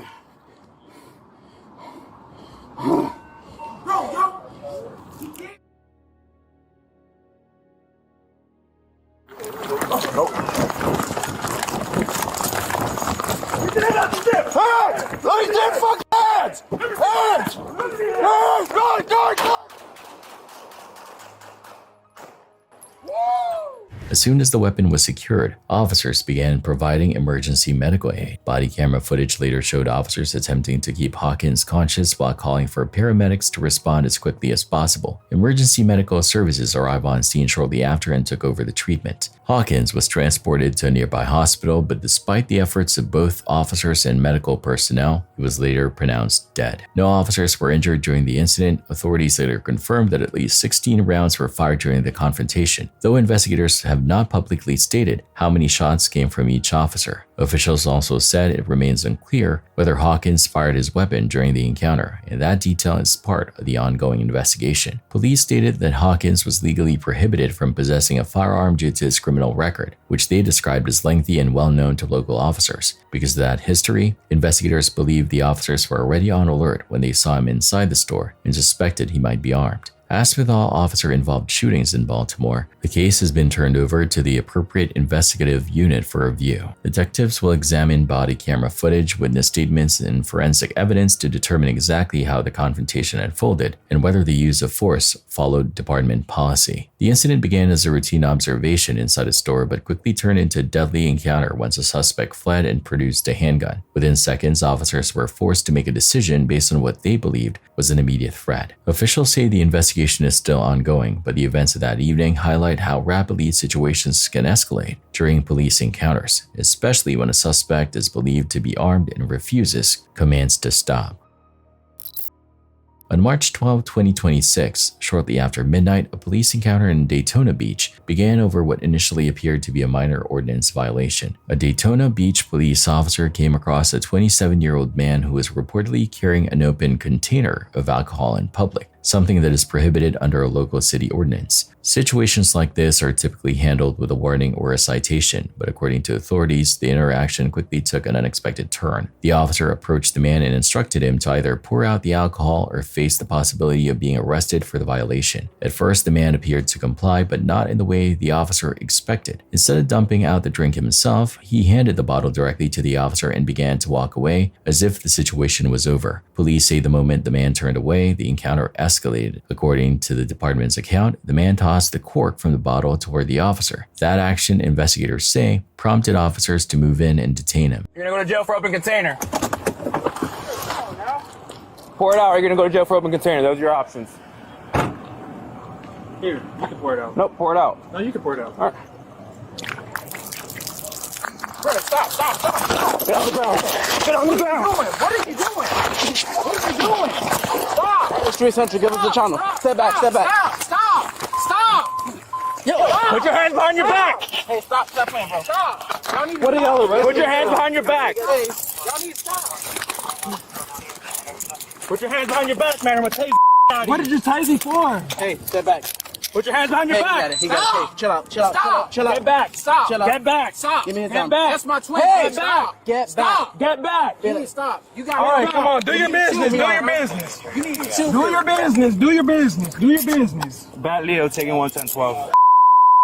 Get back. All right, what else? Come on. What else? That is crazy, bro. Hey, if you come over here, you're gonna go to jail. Man, stop talking Chill to out. him. I'm right here. Stop talking to him. I'm right here. What are we doing? What are we doing? Yeah. You like being on my back or what? You like being on my back or what? bro. You like being on my back or what? Yeah, I'm complying. What are we doing? Put your hands behind your back. I can, if you let me. If you let me, smart guy. Dumbass. Stupid ass. Oh, he's trying to be top. He's trying to be top. Weak ass guy. Off my back, man. What are we doing? Yeah. You don't even know what you're You doing. did. You poured that bottle out and just dropped it. Dumbass.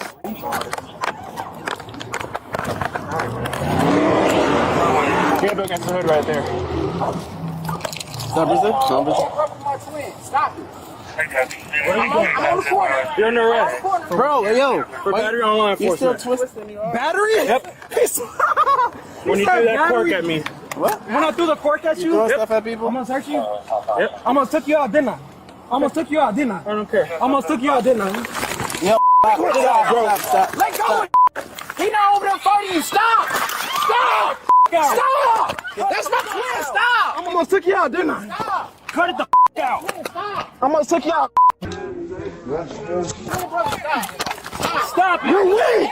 Stop. You're weak. You're weak. You're weak. Why the is he hitting him? Why the is he hitting him? Chill out. Why is he hitting him? Let go of my hand. Let go of my hand. Stop. Stop. Stop. He hit my brother. Stop. Stop right now.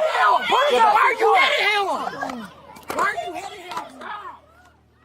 Bystander footage recorded from nearby tells part of the story as well. Some of those videos appeared to show the man already restrained when strikes were delivered during the confrontation. The differing perspectives from the footage and official reports have since become a central focus of the review that followed the arrest. During the struggle, officers also deployed a taser, which authorities say was used in an attempt to stop the resistance and bring the situation under control. Eventually, the officers were able to secure the man and place him fully under arrest. The suspect was later charged with several offenses, in addition to the original open container violation. He now faces a charge of battery on a law enforcement officer stemming from the alleged actions during the confrontation. As the video circulated publicly, questions quickly began to surface about how the situation escalated from a minor ordinance violation into a physical arrest involving multiple officers and the use of force. Because of those concerns, city officials confirmed that an internal review was launched to examine the incident in detail. The officer involved in the initial encounter has since been reassigned from normal patrol duties while the investigation is underway. Officials say this is a standard step during reviews involving the use of force, allowing investigators to determine whether department policies were followed during the arrest. Investigators will examine body camera footage, witness videos, officer statements, and other available evidence to understand exactly what happened during the interaction. They will also review whether the level of force used was appropriate under the circumstances. What began as a simple ordinance violation in the early morning hours quickly turned into a controversial arrest now under scrutiny. The outcome of the internal review will ultimately determine whether the actions taken during the encounter were consistent with department policies and training.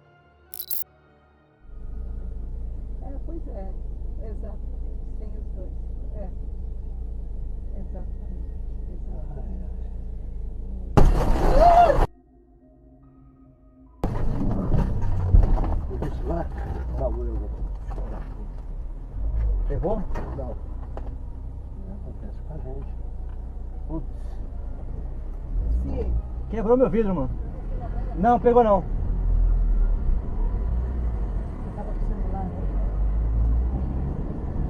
Aqui assim? Sem embaixo? Assim embaixo? Acho que ele veio pra tirar um dedo.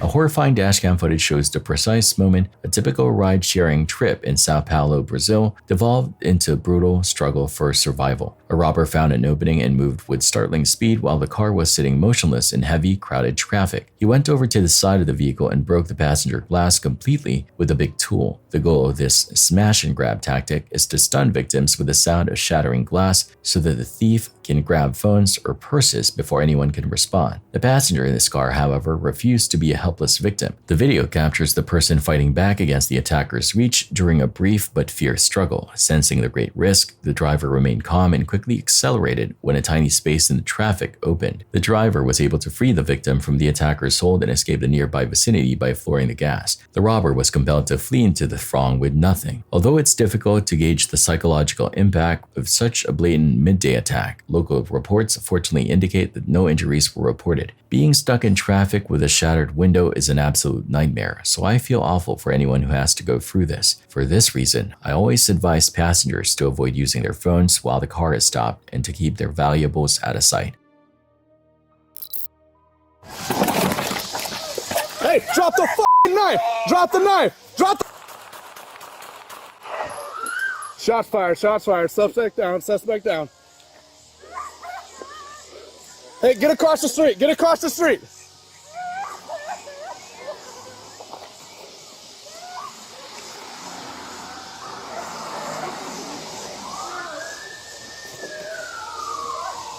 Hey, come to me, come to me, come to me. All right, we're gonna walk up. I'm gonna hold lethal. You roll. You get a hand out. Yep, I got it. We'll get him in custody. Ready? Yep. Hey, don't reach for that knife. All right? We got to help you. Don't move, okay? Knife's out. Just grab the other arm, get him in custody. All right. Go ahead and send him straight to the scene.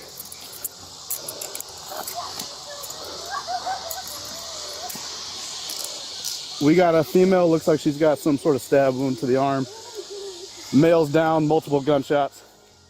On August 29, 2005, approximately 7:43 in the evening, officers with the O'Fallon Police Department were dispatched to the 600 block of West Madison Street after receiving a report of a disturbance involving a man with a knife. Because the caller indicated that someone was actively being threatened, officers treated the situation as a dangerous and potentially life-threatening assault rather than a routine call. Units responded quickly, knowing that any delay could result in serious injury or worse. When the first officer arrived on scene, the situation had already turned violent. Outside the residence, 2 people were seen running away from the property in obvious distress. Both were covered in blood and appeared to have been stabbed. They were later identified as the suspect's wife and stepdaughter. The officer could see that they were injured but still able to move, and both were trying to get as far away from the house as possible. Only seconds behind them was 53-year-old Matthew Blank. He was still holding a knife and moving through the front yard in their direction. According to the officer's report, the weapon was clearly visible and the suspect did not appear to be slowing down. The officer immediately exited his patrol vehicle and gave loud, repeated commands for Blank to drop the knife. Those commands were given several times as the officer tried to stop him without using force. Despite the orders, Blank continued advancing while holding the weapon. With the 2 injured victims only a short distance away and the suspect still armed, the officer was forced to make a split-second decision, believing that the victims, himself, or anyone nearby could be in immediate danger. The officer fired his weapon. The shot struck Blank, causing him to fall to the ground in the front yard. Within moments, additional officers arrived to assist. Once the suspect was no longer moving, officers approached carefully, secured the knife, and began providing emergency medical aid. At the same time, other officers turned their attention to the 2 injured victims, who were still suffering from stab wounds. Paramedics were called to the scene and both victims were transported to a nearby hospital for treatment. Their injuries were serious but were later reported to be non-life-threatening. Officers and paramedics continued life-saving efforts on Blank at the scene, but despite those attempts, he was pronounced dead before he could be transported to the hospital. No officers were injured during the encounter, and investigators confirmed that the entire incident unfolded within a very short period of time, leaving little opportunity for a different outcome once the suspect refused to drop the weapon. Because the shooting involved a police officer, the O'Fallon Police Department requested the Illinois State Police handle the investigation, which is standard procedure in officer-involved shootings. Detectives reviewed body camera footage, witness statements, and the physical evidence collected at the scene, including the knife that Blank had been holding. After the investigation was completed, the findings were turned over to the St. Clair County State's Attorney's Office for review. Prosecutors examined the evidence to determine whether the officer's actions were justified under state law. On November 25, officials announced their decision, stating that the officer had acted lawfully and that the use of deadly force was justified based on the threat that was present at the time.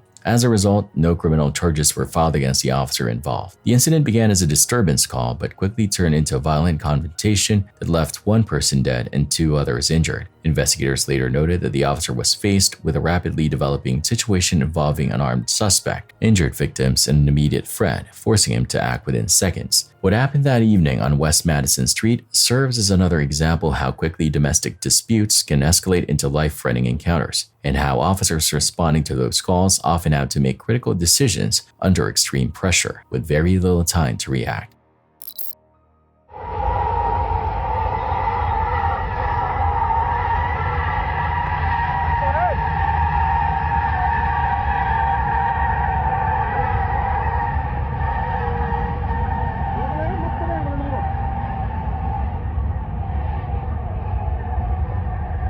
कहाँ से आओ देगा गाड़ी दबा देगा तुम मत जाओ साइड में मैं कह रहा हूँ गाड़ी दबा देगा चालू गाड़ी मत दबाना साइड में मत लेना दबा देगा गाड़ी को तुम मत जाना मैं तुम्हें रोक रहा हूँ वो साइड में डाल दी वो साइड में तू गाड़ी मत दबा तू रुक जा वो साइड में डाल देगा गाड़ी उसकी साइड में गाड़ी डालेगा तू रुक जा कुछ मत कर चलने दे जा पुलिस भी साधन है नहीं है ये देखो वो डाल रही थी वो गई वो देखो वो पटक दी है क्या गाड़ी को नंबर ले लो गाड़ी को नंबर ले जाओ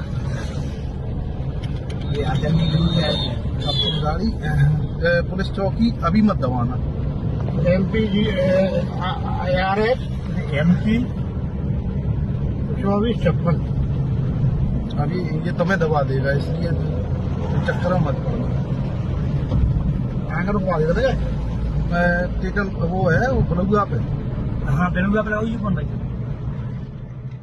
In Madhya Pradesh, India, a terrifying video from February 28, 2026 shows a speeding truck pitting a car against its bumper. Instead of braking, the driver dragged the vehicle and its 3 passengers for nearly a mile. Local witnesses eventually chased the truck down and forced it to stop. The driver tried to flee on foot but was caught and detained by an angry crowd until police arrived. Miraculously, everyone inside the car emerged without being struck or wounded. I feel terrible for the victims because being dragged by a heavy truck is a total nightmare. This young woman was home alone when she suddenly started hearing strange noises coming from somewhere else in the house. At first, she tried to ignore it, telling herself it was probably nothing more than the wind outside or the normal creaks that old houses make at night. But the sounds didn't stop. In fact, they seemed to get louder, echoing down the hallway in a way that made the silence feel even heavier. What started as mild curiosity quickly turned into real uneasiness. Wanting to figure out what was causing it, she picked up her phone and began recording as she slowly walked down the hallway. You can hear the nervousness in her breathing as she moves closer, each step more hesitant than the last. Then without warning, something appears. For a split second, a pale face peeks out from behind a doorway at the end of the hall. It just stays there, staring at her, almost like it knows it's being watched. Then it suddenly pulls back out of sight, disappearing so fast it's hard to tell what you even saw. Right after that moment, the video cuts off, leaving the entire situation feeling even more unsettling. And that's where people started asking questions. If this really happened, why stop recording right then? Why not keep filming? Especially after catching something that disturbing on camera. Because of that, some viewers think the whole thing might have been staged, set up just to get reactions online. Still, real or fake, the clip is definitely creepy. So, what do you think? Did she capture something she wasn't supposed to see? Or was this just a well-planned scare for views?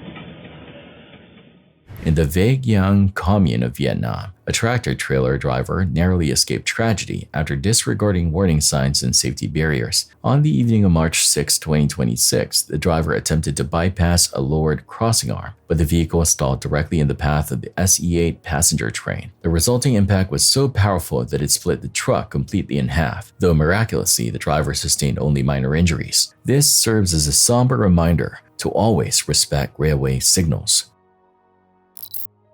This happened in Brazil, where we find us amidst the eerie atmosphere of the streets, surrounded by curious onlookers near a mysterious roadside cafe. It takes about 3 seconds for the familiar to be shattered.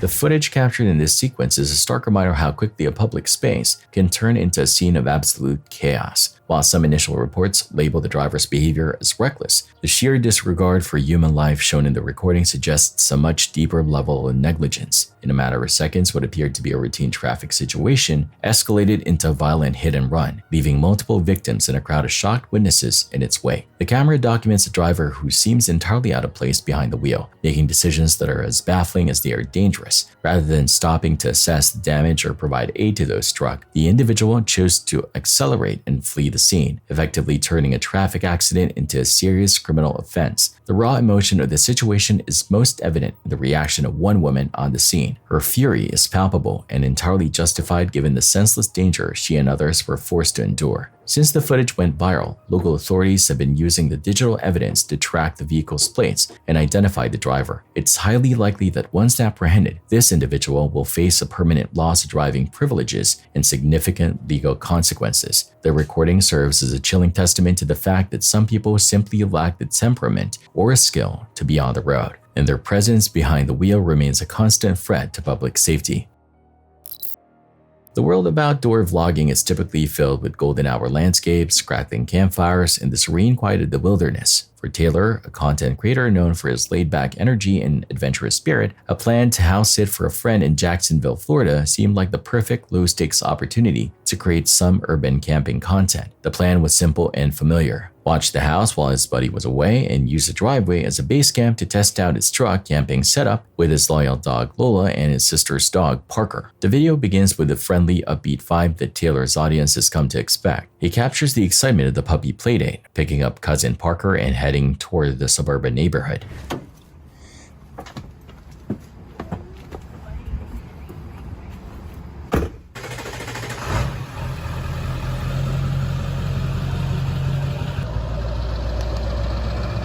Alright guys, so me and Lola Pup are heading old downtown Jacksonville. We're gonna go ahead and do some truck camping. I've got a buddy that's actually leaving town. He asked me to house sit, so I'm gonna go ahead, head that way.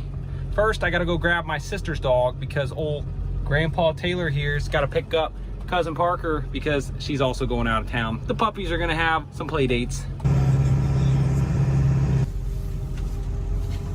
I know you guys are gonna ask this question, how do you go into grocery stores in Florida with a puppy and it's hot? Well, what you gotta do is have 2 sets of keys. So I'm just gonna go ahead, lock the truck, leave the truck running, have the AC rolling, and my baby girl is gonna be nice and cool. So we just made it to my buddy's crib. We've got whole little Parker buddy here. That's actually, whoa, Lola's cousin, so it's my sister's pup. And then we have got, where you at, Lola? She's over here exploring. The sun is out, the dogs are panting happily, and Taylor even shares a clever Florida life hack for running errands with pets in the heat, keeping a spare set of keys so the truck can remain locked and running with the AC blasting while he pops into a store. It's the kind of wholesome, practical content that makes this channel a favorite for outdoor enthusiasts. Upon arriving at the buddy's crib, the atmosphere remains relaxed. Taylor settles into the rhythm of the evening, tending to the dogs and preparing a modest taco dinner in the back of his truck. As night falls over the Jacksonville suburbs, he feeds Lola, rolls out of the sleeping bags, and winds down for what he expects to be a quiet night under the stars, or at least under the streetlights. I will see you all in the morning. Good night, he tells the camera, clicking off the lights and settling into the small, cozy confines of the truck bed. However, the harsh unpredictability of an urban environment was about to shatter this peaceful scene. At approximately 2 a.m., the stillness of the neighborhood was punctured by a sound that no camper ever wants to hear, a series of unmistakable sharp cracks. The sound of high-caliber gunfire erupted just outside the thin metal walls of the truck. The proximity was terrifyingly close, the echoes bouncing off the nearby houses and the pavement of the driveway. In an instant, the video's tone pivots from lighthearted leisure to raw, adrenaline-fueled survival. Taylor doesn't waste time on dramatization. The fear in his voice is genuine and hushed as he scrambles out of the truck. "I don't know what the heck's going on, but I think I just heard some gunshots right outside my truck," he whispers to the camera. His movements hurried and frantic. He makes the immediate instinctive decision to abandon the vehicle and retreat into the relative safety of the house where the dogs are sleeping. We are hitting the sheets. I will see y'all in the morning. Good night. I don't know what the heck's going on, but I think I just heard some gunshots right outside my truck. I'm gonna go ahead and get in the house because I'm kind of freaked out right now.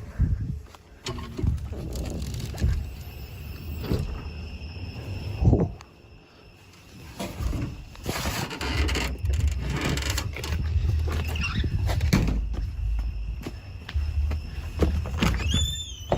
It's 2 o'clock in the morning right now. We just heard some gunshots go off.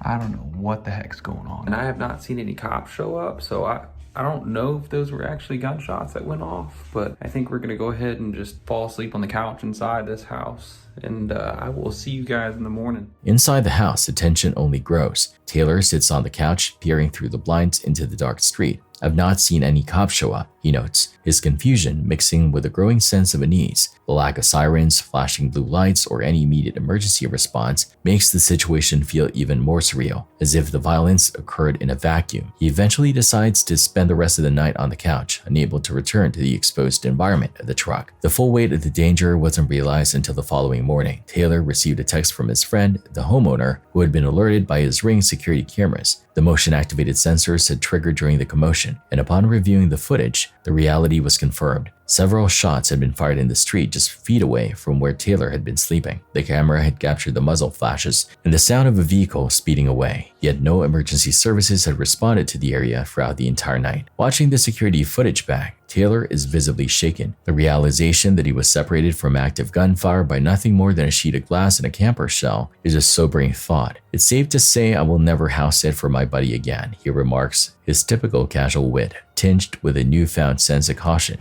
For my buddy, the one that I'm house sitting for, he was asking if I was all right. I guess he got an alert. I forgot. He's got Ring cameras. Another one right there. I guess he got an alert because a loud noise went off, and when he looked back at the footage, there were gunshots that went off.